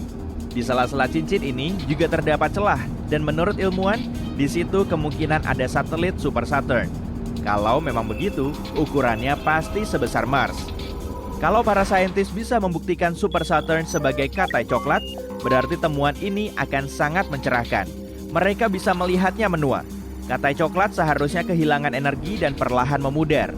Setelah energinya habis, Katai Coklat akan berubah menjadi Katai Hitam dan kita akan sulit membedakannya dengan lubang hitam. Kita belum pernah menemukan katai hitam di alam semesta karena pembentukannya perlu waktu selama triliunan, bahkan kuadriliunan tahun. Alam semesta kita masih sangat muda. Dari bintang yang muncul saat alam semesta lahir sampai sekarang pun, belum ada yang melewati fase katai hitam. Salah satu objek tertua di alam semesta adalah katai putih ini, yang namanya lumayan panjang. WD0346+246. Umurnya sekitar 11-12 miliar tahun, suhunya setengah kalinya matahari, dan bahkan masih terus mendingin. Katai putih ini harus melewati waktu sampai 10 pangkat 16 tahun lagi untuk berubah jadi katai hitam. Sedangkan alam semesta kita masih berumur sekitar 1,4 kali 10 pangkat 10 tahun. Para ilmuwan meyakini katai hitam baru akan ada sekitar 10 pangkat 26 tahun lagi sambil memakan materi gelap. Setelah itu, proton atau partikel terkecilnya akan mulai rusak. Kemudian, katai hitam akan menguap begitu saja. Proses ini akan berlangsung selama 10 pangkat 50 tahun. Tapi kalau protonnya tetap utuh, nasib katai hitam ini akan sangat berlainan. Dalam 10 kali 10 pangkat 1500 tahun lagi, katai hitam akan menjadi bintang besi. Sederhananya, bintang ini adalah bola meriam di luar angkasa. Bola besi ini bisa bertahan sampai miliaran kali lebih lama dari seluruh alam semesta hingga tiba-tiba berubah menjadi lubang hitam. Jadi, proses pembentukan katai hitam sangat panjang. Bintang biasa akan melewati waktu yang sangat panjang untuk menua seperti ini. Tapi, Super Saturn, kalau memang berupa katai coklat, mungkin lebih mendekati kondisi ini. Saturnus yang disuntik steroid ini bukan satu-satunya planet aneh di alam semesta kita. Ada Gliese 436b yang terdeteksi menggunakan metode transit. Transit terjadi saat planet bergerak di antara bintang induk dan bintang pengamat. Posisinya agak mirip seperti gerhana bulan. Planet ini 4 kali lebih besar dari Bumi dan 22 kali lebih berat. Hampir seperti di Neptunus, air di sini terbilang eksotis. Wujudnya padat tapi bukan es. Suhunya sekitar 270 derajat Celcius. Air di bumi menguap pada suhu 100 derajat Celcius. Tapi di Gliese 436b, airnya tetap padat karena tekanan di situ sangat ekstrim. Ilmuwan mengamati kalau atmosfer planet ini menguap keluar angkasa, sehingga ada awan raksasa yang melingkar di sekitarnya. Awan ini terus bergerak di orbitnya, menghasilkan ekor planet yang terlihat seperti komet. Cancri punya materi berharga yang nilainya lebih besar dari semua uang di bumi kita. Seisi planet ini dihiasi berlian. Luas Cancri sekitar 2 kali lipatnya bumi dan beratnya 8 kali lipat. Planet ini nggak berputar, cuma satu sisinya yang selalu mengarah ke bintang induknya. Suhu permukaannya hampir 2 kali lebih tinggi dari suhu api yang terbakar. Dan karena bintang induknya mengandung banyak karbon, planet ini juga punya banyak karbon. Tekanan dan suhu intens membuat karbonnya berubah menjadi grafit dan berlian. Tapi, jarak planet ini 40 tahun cahaya dari bumi. Jadi, kita perlu waktu sekitar 730.000 tahun untuk sampai di tujuan dengan roket biasa. Planet lain yang juga kaya akan permata adalah HET-P 7b. Jaraknya sekitar 1000 tahun cahaya dari bumi. Ukurannya 60% lebih besar dari Jupiter dan bobotnya 2 kali lebih berat. Planet ini sangat dekat dengan bintang induknya, jadi kala revolusinya cuma berlangsung selama 2 hari di bumi. Dan suhunya hampir sepanas katai putih. Pada sisi malam planet ini, kamu akan melihat awan misterius. Menurut perkiraan para ilmuwan, awan ini banyak mengandung bahan korundum, atau zat pembentuk batu rubi dan safir. Hujan permata super mewah mungkin turun di situ. WASP-12b, termasuk planet tergelap yang pernah ditemukan. Hanya salah satu sisinya yang menghadap ke bintang induk. Permukaannya sangat gelap, hingga mampu memakan sekitar 94% cahaya. Jadi, wujudnya kelihatan mirip lubang hitam. Sang bintang memanaskan planet ini hingga materinya terus menguap. Kemudian, gravitasi bintang yang kuat bisa menarik awan ke dalamnya sampai terbentuk cakram. Tapi jawarannya justru planet TRES-2b, sebagai planet tergelap yang pernah kita tahu. Planet ini bisa menyerap 99% cahaya yang datang dari bintangnya, sehingga menelan lebih banyak cahaya daripada batu bara. 1% cahaya yang tersisa menjadi merah karena terpantul oleh sang raksasa gas. Dari jauh, planet ini terlihat mencekam. Salah satu planet tertua di alam semesta adalah PSRB 162026b dan umurnya sekitar 12,7 miliar tahun. Artinya, Planet ini terbentuk sekitar 1 miliar tahun setelah Big Bang. Umurnya sangat tua dan malahan 2 bintang induknya sudah berevolusi. Salah satunya menjadi katai putih dan yang satunya lagi menjadi pulsar yang berputar hampir 100 kali setiap detik. Suasana pagi di planet ini pasti sangat cantik. Dan sekarang, sistem bintang ini bergerak menuju klaster padat bintang yang mungkin akan menyebabkan tabrakan. Jadi, nasib planet ini nggak diketahui. Kepler 438b menjadi salah satu planet yang paling mirip dengan Bumi. Ukurannya cuma 12% lebih besar dan berada di zona like Huni bintang induknya. Nggak terlalu mepet ataupun terlalu jauh. Area ini sangat pas, sehingga airnya nggak menguap karena panas dan tidak berubah menjadi es karena dingin. Planet ini mungkin mampu menunjang terbentuknya kehidupan dan di masa depan mungkin akan jadi rumah baru bagi kita. Tapi, kita perlu menempuh perjalanan selama 470-an tahun untuk sampai ke situ. Itu pun dengan kecepatan cahaya. Dan menurut hukum fisika, kecepatan sengebut itu gak akan bisa ditempuh. Bumiku, rumah ternyamanku. Planet ketiga di tata surya kita ini merupakan satu-satunya tempat yang diketahui memiliki kehidupan. Di planet biru ini ada sekitar 78% nitrogen, 21% oksigen, 1% argon, uap air, dan karbon dioksida yang memungkinkan kita bisa bernafas bebas. Troposfer adalah lapisan terendah sekaligus terpadat di atmosfer bumi dan ketebalannya sekitar 8-14 km dan lapisan ini berfungsi sebagai pengatur cuaca. Agar kehidupan di bumi bisa terbentuk, kita memerlukan troposfer dan kombinasi gas yang sama untuk bernafas. Kalau semua planet di tata surya kita disatukan menjadi mega bumi, manusia nggak akan berevolusi seperti sekarang. Dan rupa bumi akan sangat berlainan. Kalaupun punya lanskap seperti Mars, permukaan tanah kita akan gersang tanpa perairan luas karena perairan seperti ini cuma ada di bumi. Objek pertama yang bikin kita takjub tentu saja Olympus Mons atau gunung terbesar di tata surya. Menjulang setinggi 23.000 meter di atas tanah, kemegahannya melebihi Mount Everest, belum lagi jajaran ngarai Valles Marineris-nya yang telah membuat Grand Canyon di Amerika Serikat kelihatan biasa-biasa aja. Ngarai ini hampir sepanjang 4.000 km dan sedalam lebih dari 6 km. Di atas dataran epiknya, ada banyak area luas yang ukurannya jauh lebih jumbo dari bumi. Planet bongsor ini mungkin akan sebesar Jupiter. Kalau bumi seukuran anggur, Jupiter akan sebesar bola basket.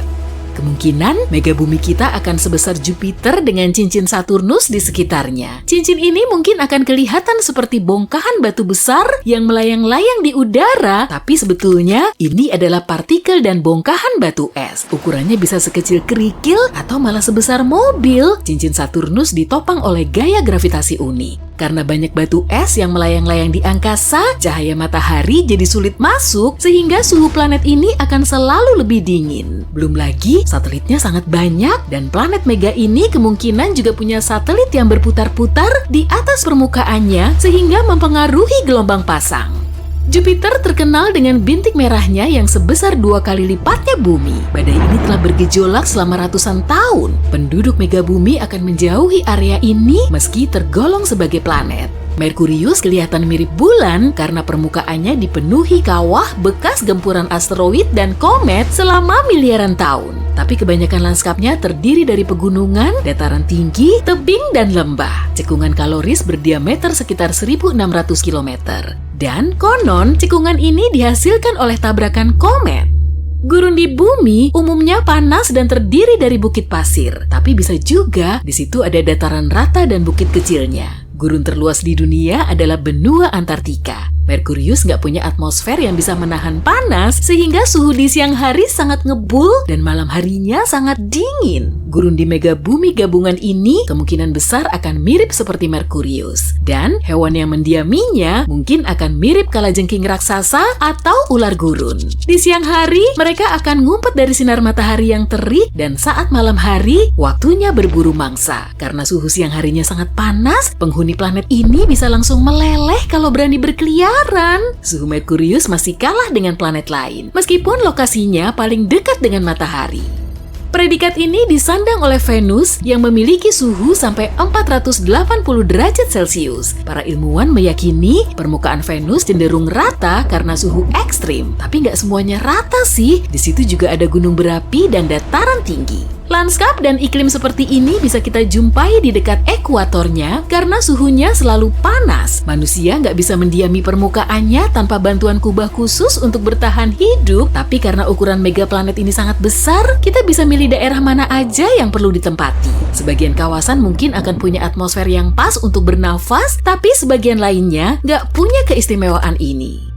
Iklim di daerah kutub kemungkinan besar akan mirip seperti di Pluto, meskipun si Pluto bukan termasuk planet. Pada tahun 2006 silam, Pluto dinyatakan sebagai planet katai, bahkan ukurannya lebih kecil dari bulan. Kita nggak tahu banyak soal planet mini ini, tapi di dalamnya ada sekitar 70% batu dan 30% es. Para ilmuwan meyakini sebagian permukaannya diselimuti nitrogen beku, metana padat, dan karbon dioksida. Karena ukurannya sangat bongsor, gaya gravitasi megaplanet ini juga cukup kuat. Gravitasi Jupiter bisa bikin bobotmu 2 kali lebih berat. Manusia kemungkinan besar akan sangat tinggi dan sangat besar untuk menyesuaikan diri dengan ukuran planetnya. Lautan di megabumi ini juga sangat luas, sehingga lautan kita akan kelihatan seperti danau kecil.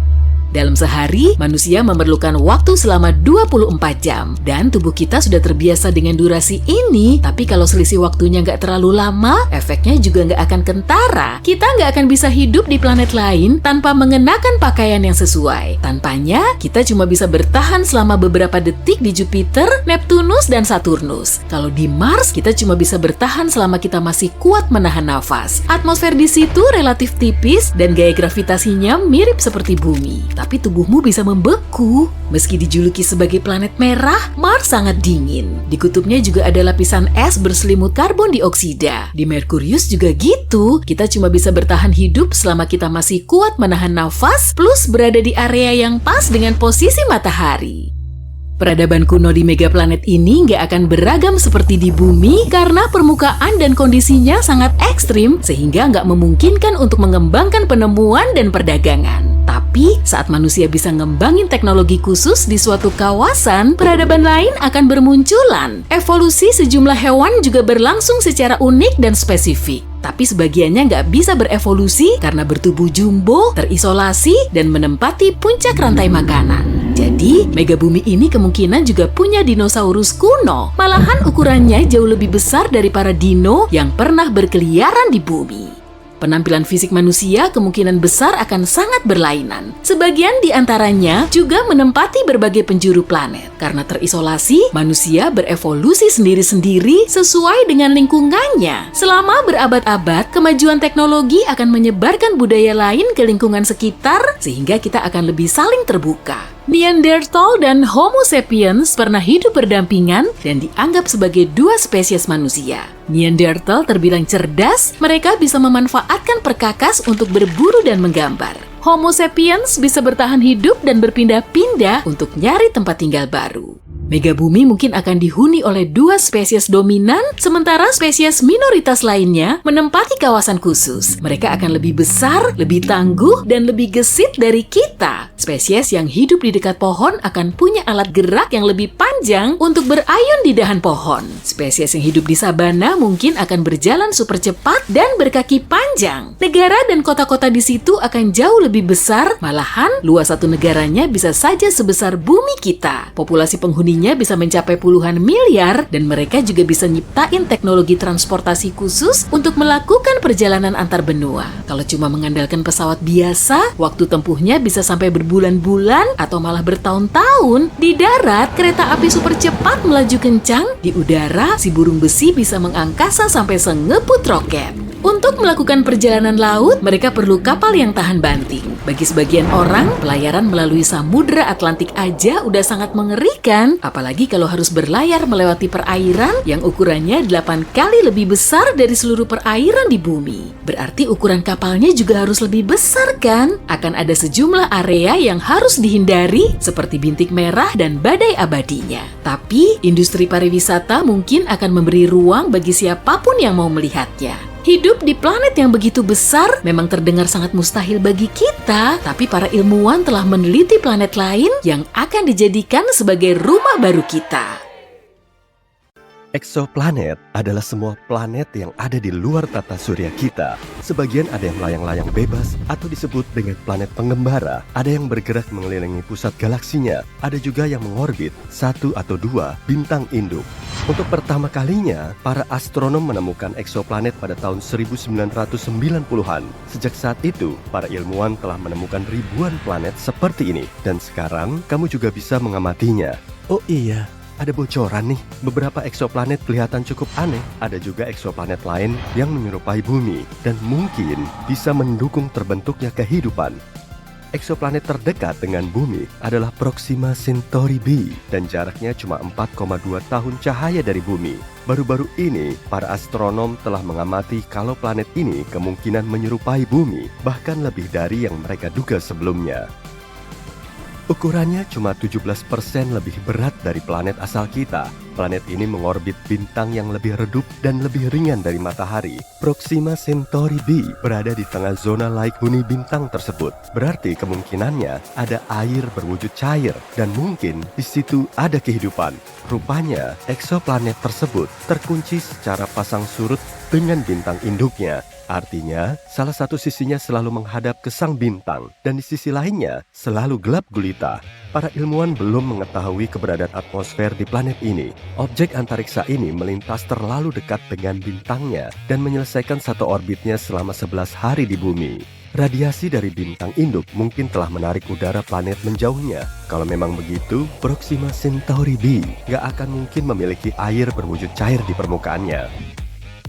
Gliese 832c berjarak 16 tahun cahaya dari bumi. Dalam hitungan kosmik, jarak segini bisa dibilang sangat dekat sekali. Eksoplanet ini 5 kali lebih besar dari bumi dan bergerak lebih dekat ke bintang induknya. Itu sebabnya 1 tahun di situ cuma berlangsung selama 36 hari. Tapi karena bintang ini termasuk bintang katai merah yang jauh lebih dingin dan redup dari matahari, Gliese 832c mendapat cahaya dan panas sebanyak planet kita.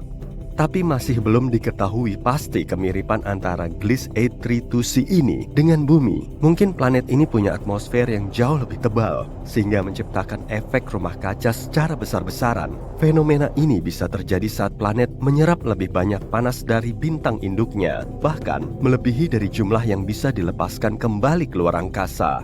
Jadi, Gliese 832c ini lebih mirip dengan Venus yang membara dibandingkan dengan bumi yang relatif dingin. Planet mirip bumi lainnya, TOI 700d, berjarak 100 tahun cahaya dari kita, tepatnya di konstelasi Dorado. Planet ini mengorbit bintang katai kecil dan agak dingin, yang kurang lebih 40% lebih besar dan lebih berat dari matahari. Suhu di permukaannya setengah kali dari suhu bintang kita. Planet terluarnya, yaitu TOI 700d, hampir seukuran bumi. Planet ini juga berada di zona laik huni bintang induknya. Suar dari TOI 700 nggak mencapai planet ini, sehingga semakin membuka peluang kalau eksoplanet ini laik huni. Dengan kata lain, planet tersebut berpotensi mampu membentuk dan mempertahankan kehidupan. Para ilmuwan belum tahu pasti kondisi di permukaannya, tapi salah satu simulasi komputer yang mereka buat menunjukkan kalau planet tersebut diselimuti lautan. Objek antariksa ini punya atmosfer yang sangat padat, dan sebagian besarnya terdiri dari karbon dioksida. Para astronom mengira atmosfer serupa berada di sekeliling Mars saat planet ini masih muda. Tapi model 3D lain menunjukkan TOI 700d sebagai planet tanpa awan di seluruh permukaannya. Mungkin bumi kita juga akan seperti ini kalau nggak tertutup oleh lautan.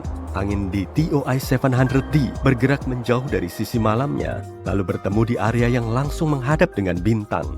Ada sebuah eksoplanet yang kelihatannya paling menonjol karena punya warna magenta yang cantik.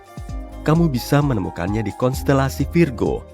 Planet tersebut bernama Gliese 504b, dan jarak antar planet ini dengan bintang induknya sekitar 9 kali jarak Jupiter ke matahari. Planet ini masih relatif baru dan sinarnya masih panas, sehingga permukaannya kelihatan pink. Cuma berjarak 20 tahun cahaya dari matahari, ada planet pengembara unik yang berkeliaran di galaksi Bima Sakti. Dan meskipun nggak mengorbit bintang manapun, planet ini masih punya medan magnet yang sangat kuat.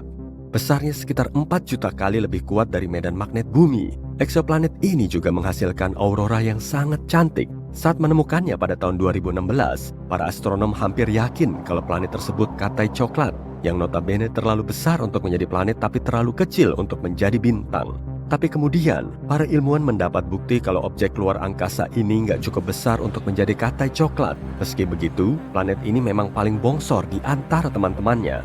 Dibandingkan dengan Jupiter, planet terbesar di tata surya kita, planet katai ini punya diameter 1,2 kali lebih besar dan bobotnya melebihi 12 kali lebih berat. Menurut perkiraan para astronom, medan magnet yang sangat kuat membantu planet ini menghasilkan aurora. Tapi anehnya, proses pembentukannya berlainan dengan aurora di bumi. Mungkin karena satelit dan eksoplanet ini telah membantunya menghasilkan fenomena cantik ini. Setelah menempuh jarak 20.000 tahun cahaya dari bumi, kamu akan berada di dekat katai merah di konstelasi Sagittarius. Bintang ini sangat dingin dan kecil. Beberapa tahun cahaya dari bintang dingin ini juga ada sebuah planet. Planet ini sangat berjauhan dengan bintang induknya, jadi cuma menerima sedikit panas. Suhunya termasuk paling dingin di antara planet lain yang pernah terdeteksi. Suhu permukaan rata-ratanya kurang dari minus 218 derajat Celcius. Itu sebabnya seluruh planet tertutup lapisan es yang tebal. Kalau kamu menginjak permukaannya, kamu tidak akan melihat apapun selain gletser, dataran, dan pegunungan es. Tapi tetap saja, para astronom mengklaim kehidupan mungkin ada jauh di bawah permukaannya yang beku. Semua karena inti planet ini kemungkinan akan menghasilkan panas yang cukup untuk melelehkan sebagian es bagian dalamnya. Dalam hal ini, di planet ini mungkin ada lautan bawah permukaan yang sangat besar, bahkan mungkin dipenuhi dengan bentuk kehidupan yang aneh. Salah satu planet ekstra surya tertua yang kita ketahui adalah TSRB 162026b. Umurnya sekitar 12,7 miliar tahun, hampir 3 kali lebih tua dari bumi yang muncul 4,5 miliar tahun yang lalu. Ini juga berarti bahwa planet Genesis terbentuk hanya sekitar 1 miliar tahun setelah Big Bang. Planet ini begitu tua dan 2 bintang induknya mampu berevolusi menjadi katai putih dan pulsar yang menghasilkan hampir 100 putaran setiap detik. Pagi hari di planet ini pasti kelihatan sangat cantik. Eksoplanet yang satu ini pasti belum pernah kamu lihat sebelumnya. Nama lainnya adalah Super Saturnus atau Saturnus disuntik steroid. Itu karena J1407b memiliki sistem cincin kolosal. Ukurannya 600 kali lebih besar dari cincin Saturnus kita. Planet unik ini berjarak 434 tahun cahaya dari bumi dan menjadi satu-satunya planet yang kita ketahui memiliki cincin mirip Saturnus. Kalau planet J1407b ini menggantikan Saturnus di tata surya kita, cincinnya akan terlihat beberapa kali lebih besar dari bulan purnama. Para astronom telah mendeteksi celah di tengah cincin tersebut dan kemungkinan besar ada satelit ekstra surya seukuran Mars yang mengorbit planetnya dari dalam celah ini. Kalau tinggal di satelit ini, kamu akan menikmati pemandangan spektakuler setiap kali menatap langit. Eksoplanet WASP-12b bisa melahap cahaya yang datang dari bintangnya dan menjadi salah satu planet tergelap yang kita ketahui. Bagian siangnya menyerap cahaya yang masuk, jadi nggak memantulkannya kembali ke luar angkasa. Planet besar seukuran 2 kali lipat dari Jupiter ini memerangkap lebih dari 94% cahaya yang mencapai atmosfernya. Karena itulah suhunya sangat panas, bisa melesat sampai 2500 derajat Celcius atau hampir setengah kali suhu permukaan matahari. WASP-12b bergerak sangat dekat dengan bintang induknya sehingga hanya perlu waktu 1 hari untuk menyelesaikan satu orbitnya. Sisi malamnya nggak sepanas siang hari, cuma 1200 derajat Celcius. Karena perbedaan suhu ini, uap air dan awan berkumpul di atas permukaannya. Pusaran material dari atmosfer yang sangat panas tumpah ke bintangnya secara berkala. Sekitar 4000 tahun cahaya dari bumi, ada eksoplanet yang mungkin menyerupai sebongkah berlian besar. Ukurannya 5 kali lipatnya bumi, tapi kala revolusinya cuma selama 2 jam 10 menit. Objek antariksa ini merupakan pulsar yang berputar dengan kecepatan 10.000 kali setiap menit. Dan sejauh ini kepadatannya paling tinggi di antara planet lain yang kita temukan. Sebagian besarnya terdiri dari karbon super padat dan menurut para astronom, karbon ini bisa mengkristal. Kalau prediksi mereka benar, maka sebagian dari planet ini berupa berlian. Saat malam hari, WAPS-76b diguyur hujan besi, dan saat siang hari, suhunya naik sampai 2400 derajat Celcius, yang mampu menguapkan kebanyakan logam. Eksoplanet ini sedikit lebih kecil dari Jupiter dan sejauh 640 tahun cahaya dari bumi. Kondisi cuaca yang mengerikan di dunia ini disebabkan oleh orbitnya yang gak biasa. Jarak antara WAPS-76b dengan bintang induknya 10 kali lebih pendek dari Merkurius ke matahari. Itu sebabnya bintang dan planet besar tersebut terkunci secara pasang surut. Salah satu sisi WAPS-76b selalu menghadap ke sang bintang dan sisi lainnya selalu gelap gulita. Eksoplanet berwarna biru cerah ini berjarak 62 tahun cahaya dari bumi. Ukurannya sedikit lebih besar dari Jupiter dan terlihat tenang. Warna birunya mungkin mengingatkanmu pada bumi, tapi penampilannya ini menyembunyikan sifat menakutkan. Rona indahnya dihasilkan dari atom dan partikel silikat yang membentuk atmosfer. Tapi kecepatan angin di situ bisa mencapai 8.700 km per jam, 7 kali lebih ngebut dari kecepatan suara. Dan suhunya bisa mencapai 870 derajat Celcius. Tapi itu belum seberapa. Di planet aneh ini, terjadi hujan kaca yang arahnya menyamping. Jadi, kalau kamu mau pelesiran keluar angkasa, sebaiknya coret aja planet ini dari daftarmu.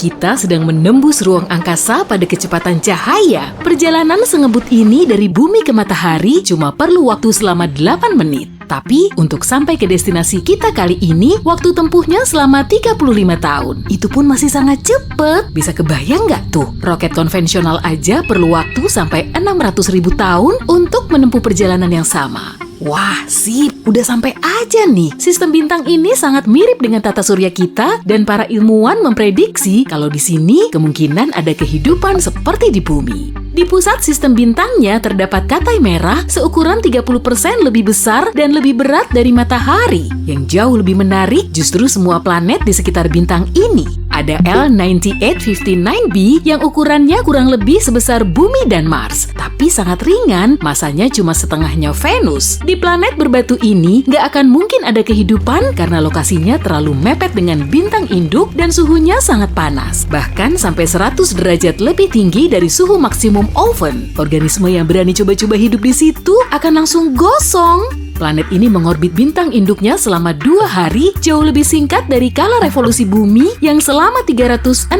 hari. Serapan energinya juga 22 kali lebih banyak dari jumlah yang kita dapat dari matahari. Jadi, selain suhunya super ngebul, radiasi planet ini juga sangat berbahaya. Planet berikutnya berjarak 4,6 juta kilometer dari bintang induknya atau 13 kali lebih dekat dari jarak Merkurius ke matahari. Planet ini mengorbit sang bintang selama 3,7 hari, tapi menariknya, planet ini 30% lebih besar dan 2 kali lebih berat dari bumi, jadi bisa diklasifikasikan sebagai planet bumi super. Planet seperti ini kemungkinan besar banyak mengandung air dalam wujud beku, metana, dan hidrogen. Ketiga unsur ini sangat penting bagi terbentuknya kehidupan. Banyak ilmuwan meyakini peradaban ekstraterestrial bisa hidup di planet bumi super. Tapi karena bobotnya sangat berat, gaya gravitasinya juga super kuat. Peradaban yang hidup di dalamnya mungkin nggak bisa terbang keluar angkasa karena mereka akan sulit keluar dari jeratan gravitasi planet bumi super. Meski begitu, di planet ini nggak akan mungkin ada kehidupan, lokasinya masih terlalu dekat dengan bintang induk. Sama seperti di tata surya kita, suhu di kedua planet terdekatnya juga super ngebul. Tapi planet ketiga ini kelihatan lebih menjanjikan sih.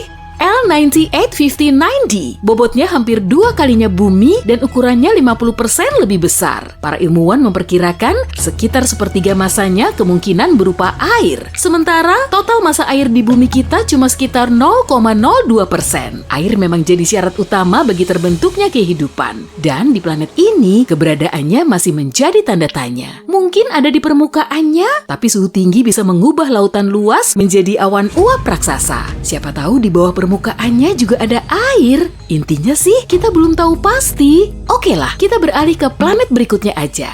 Planet baru ini termasuk di dalam kelas Venus Super dan dijuluki sebagai L9859e. Permukaannya berbatu-batu dan ukurannya 3 kali lebih besar dari bumi. Sebagai Venus super, planet ini terbilang cukup berat dan punya lapisan atmosfer. Kondisi di sini lebih mirip seperti rumah kaca karena di atmosfernya terdapat banyak gas. Cahaya bintang bisa menembus lapisannya dan jatuh ke permukaan planet, kemudian memantul ke atas. Tapi, gas padat bisa menahan cahaya di dalam atmosfer, lalu bikin suhunya semakin panas. Efek rumah kaca seperti ini perlu kita hindari di bumi. Selain itu, angin bintang meniupkan uap air dan unsur lain dari lapisan atas atmosfer menuju ke luar angkasa. Di planet seperti ini, bentuk kehidupan gak akan bisa muncul, apalagi sampai bertahan, sama seperti di Venus alias kembaran bumi. Sejauh ini, semua planet yang kita lihat berada di luar zona Laikuni. Di zona ini, jarak bintang induk sudah sangat pas, jadi nggak terlalu mepet, biar suhu planet nggak terlalu panas, dan air di dalamnya juga nggak langsung menguap. Planet di zona ini juga nggak terlalu jauh dari bintang induknya, sehingga nggak kelihatan seperti gurun dingin. Tapi jarak planet B, C, D, dan E masih terlalu mepet. Sebetulnya ada juga sih planet hipotetis F di sistem bintang ini yang lokasinya sangat cocok. Kandidat bumi super ini 2,5 kali lebih berat dari bumi, sama seperti planet lain di sistem bintang ini, si kandidat planet juga mungkin berbatu-batu. Dengan berat segitu, planet F diperkirakan memiliki atmosfer padat, dan suhu di permukaannya bikin airnya tetap berwujud cair. Planet F mengelilingi bintang induknya selama 23 hari. Jadi, tahun baru di sini berlangsung setiap 3 minggu sekali. Tapi kemungkinan besar gak ada peradaban yang mau ngerayain sih. Keberadaan planet ini masih sangat diragukan dan ilmuwan belum punya bukti langsung.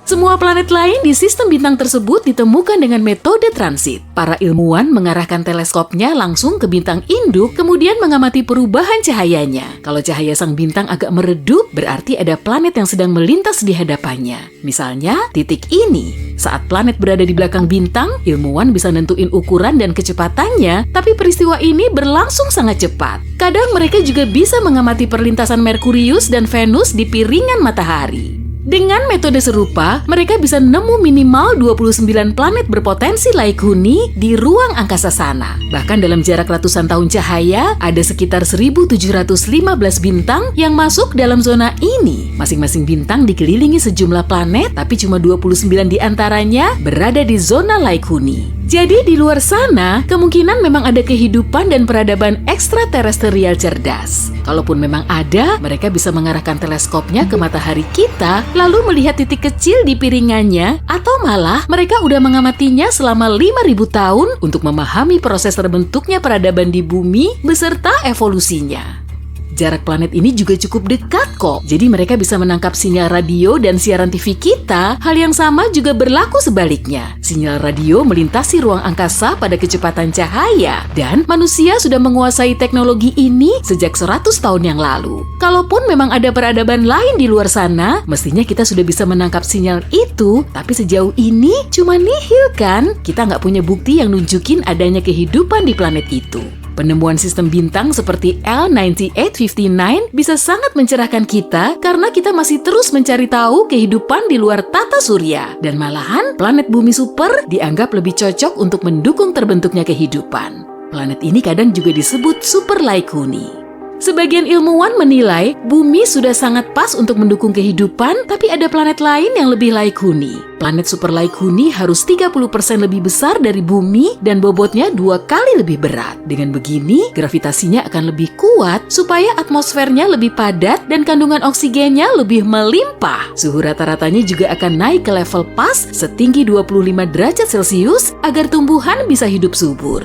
Selain itu, gravitasi yang lebih kuat membuat permukaan planetnya lebih datar, lautan di sana akan lebih luas daripada di bumi, biota lautnya pun jadi lebih beragam.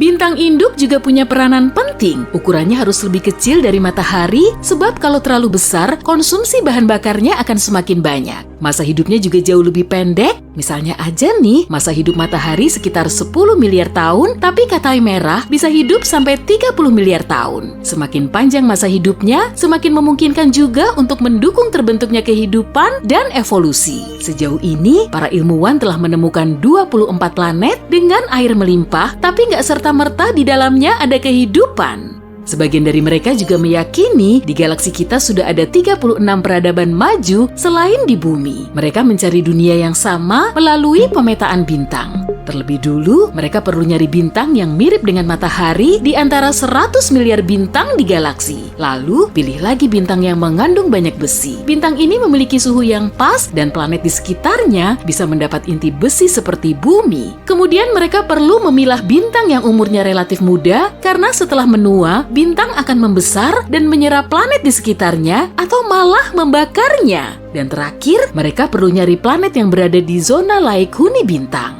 Wah, ada 36 planet yang mungkin telah dihuni peradaban yang nggak kita kenal. Tapi nggak tahu juga sih, karena kita sendiri belum pernah menginjakan kaki di sana. 1994, saat itu gelap, jadi tidak ada yang melihat dua siluet yang membuka pintu keluar darurat dari kompleks kubah kaca di Arizona yang dikenal sebagai Biosfer 2. Mereka bertekad untuk membebaskan 7 orang yang terkurung di dalamnya selama sebulan, mempertaruhkan nyawa mereka atas nama sains. Misi tersebut berhasil, namun mereka harus berhadapan dengan tuduhan masuk tanpa izin dan vandalisme. Pengacau itu adalah Abigail Elling dan Mark Van Tillo. Mereka adalah salah satu dari 8 iblis malang pertama yang tinggal di tempat itu sebagai kelinci percobaan. Dan mereka tidak ingin orang lain mengalami kengerian yang sama seperti yang mereka alami. $150 juta dihabiskan untuk melihat apakah manusia dapat menciptakan kondisi kehidupan yang cocok di planet lain seperti Mars. Untuk melakukan hal ini, para ilmuwan membangun dunia mini dengan lebih dari 3.000 spesies tanaman dan hewan. Biosfer 2 adalah habitat seluas 3 hektar yang tertutup rapat, lengkap dengan hutan hujan mini, pantai pribadi dengan terumbu karang, padang rumput sabana, rawa-rawa, dan bahkan gurun. Antara tahun 1991 hingga 1993, tidak ada yang bisa masuk atau keluar dari tempat itu.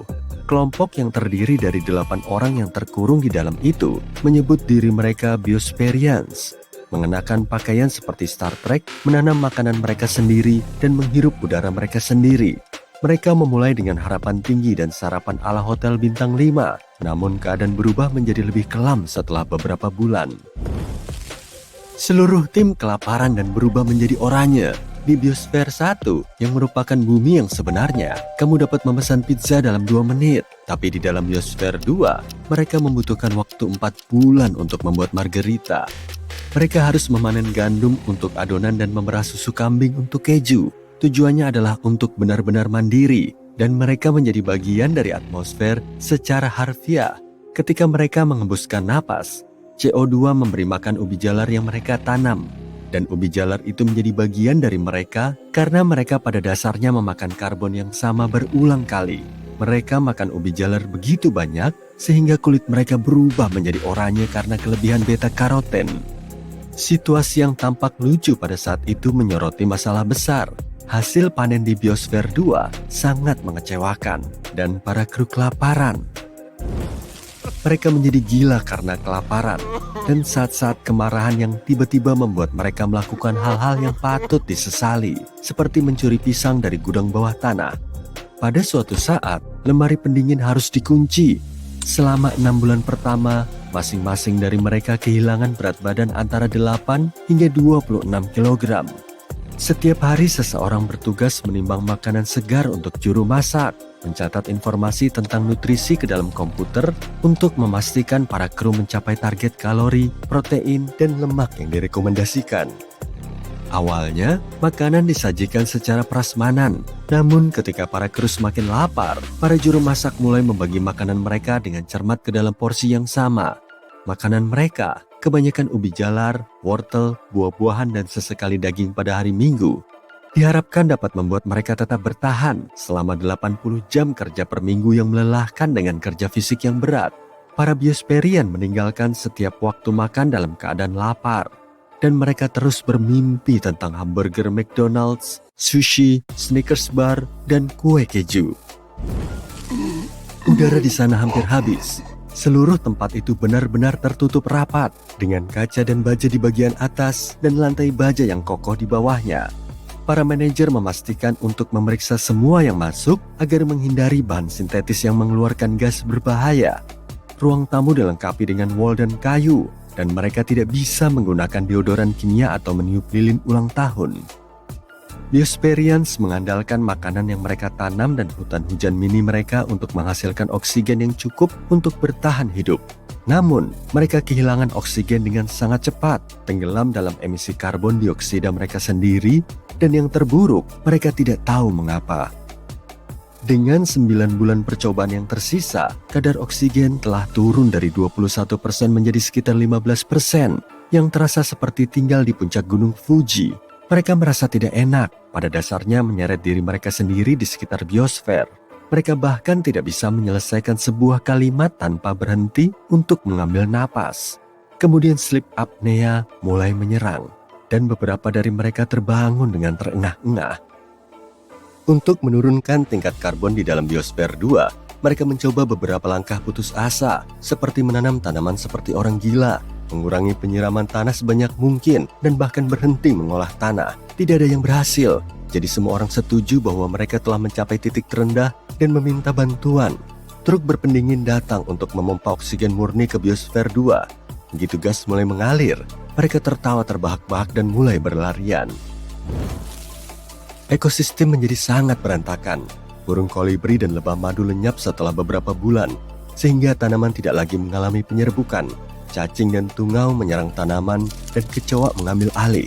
4 spesies kecoa dibawa masuk untuk mendaur ulang bahan organik, tetapi kecoa rumah tangga biasalah adalah penyintas sesungguhnya. Kecoa-kecoa itu entah bagaimana menyelinap masuk dan berkembang biak menjadi ancaman serius bagi tanaman. Pada malam hari, dapur dibanjiri kecoa segera setelah lampu padam. Untuk mengatasi serangan kecoa, kelompok ini mengolesi cangkir kopi dengan pelumas dan menaruh potongan pepaya di dalamnya sebagai umpan. Kecoa-kecoa akan memanjat ke dalam, tetapi mereka tidak bisa memanjat sisi-sisi yang licin untuk melarikan diri. Lapar, kekurangan oksigen, berurusan dengan serangga-serangga, itu sudah cukup untuk membuat siapapun menjadi gila. Perdebatan sengit menyebabkan gelas dilempar dan orang diludahi. Akhirnya seluruh kelompok terpecah menjadi 2. Mereka berhenti berbicara dan bisa berjalan saling berpapasan di lorong-lorong tanpa melakukan kontak mata. Separuh dari mereka menginginkan lebih banyak makanan dan oksigen untuk melanjutkan penelitian dengan bermartabat. Sementara separuh lainnya percaya bahwa mereka bisa bertahan hidup tanpa bantuan dari luar, tidak peduli berapapun biayanya. Sebenarnya, ruang yang disegel itu telah dibobol jauh sebelum semua itu terjadi. Hanya 2 minggu setelah mereka masuk ke dalam, seorang biosperian bernama Jane Pointer memotong ujung jarinya dalam sebuah kecelakaan saat memasak nasi. Dr. Missy mencoba menjahit ujung jarinya kembali tapi tidak berhasil, dan jarinya menghitam dalam beberapa hari. Dia pergi ke rumah sakit di luar untuk menjalani operasi dan beberapa jam kemudian, dia menyelinap kembali ke dalam, membawa tas ransel yang penuh dengan persediaan seperti komponen komputer dan film berwarna. Para wartawan baru mengetahui pengiriman diam-diam itu berbulan-bulan kemudian, dan karena itu, banyak orang yang mempertanyakan kredibilitas seluruh eksperimen tersebut. Media memperlakukan eksperimen ini seperti reality show dengan menyebutnya sebagai hiburan ekologis yang trendy. Berita utama di seluruh dunia membuat seolah-olah mereka berada di ambang kehilangan nyawa. Sampai-sampai keluarga mereka khawatir dan menelepon biosperians untuk memeriksa apakah mereka benar-benar baik-baik saja. Kelompok ini merasa seperti berada di kebun binatang manusia dengan turis-turis yang datang dari jauh untuk mengintip ke dalam kandang kaca. Dalam 6 bulan pertama saja, lebih dari 150.000 orang mengunjungi tempat itu. Biosphere 2 akhirnya menjadi lelucon budaya pop, menginspirasi film komedi berjudul Biodome dan beberapa dekade sketsa lucu. Kamu mungkin bertanya-tanya mengapa tidak ada satupun dari mereka yang berhenti dari eksperimen dan keluar dari pintu depan. Ya, tidak ada satupun dari para pecinta lingkungan yang ingin menjadi orang pertama yang mengakui bahwa hal ini terlalu berat untuk ditangani. Ditambah lagi, mereka semua masih berharap bahwa mereka bisa memecahkan teka-teki membangun bumi nomor 2. Pada akhirnya, mereka berhasil menemukan 7 ton oksigen yang hilang. Oksigen tersebut telah diserap oleh beton. Meskipun terengah-engah sepanjang waktu mungkin tampak seperti tantangan terbesar yang mereka hadapi, para biosperians mengatakan bahwa belajar bagaimana menghadapi orang-orang di lingkungan tertutup lebih sulit lagi. Sepertinya percobaan itu gagal besar, tetapi kelompok itu belajar banyak pelajaran berharga. Mereka membuktikan bahwa ekosistem tertutup dapat bekerja selama bertahun-tahun. Mereka berkontribusi pada penelitian tentang restorasi terumbu karang, dan peternakan mereka menunjukkan bahwa produktivitas tinggi dan daur ulang nutrisi penuh dapat dicapai tanpa bahan kimia beracun. Jika kamu bertanya-tanya, ini bukanlah akhir dari kompleks kaca, Misi kedua di dalam Biosphere 2 berlangsung pada bulan Maret 1994. Sekarang, kamu bisa kembali ke awal video untuk memahami bagaimana hal itu berhasil.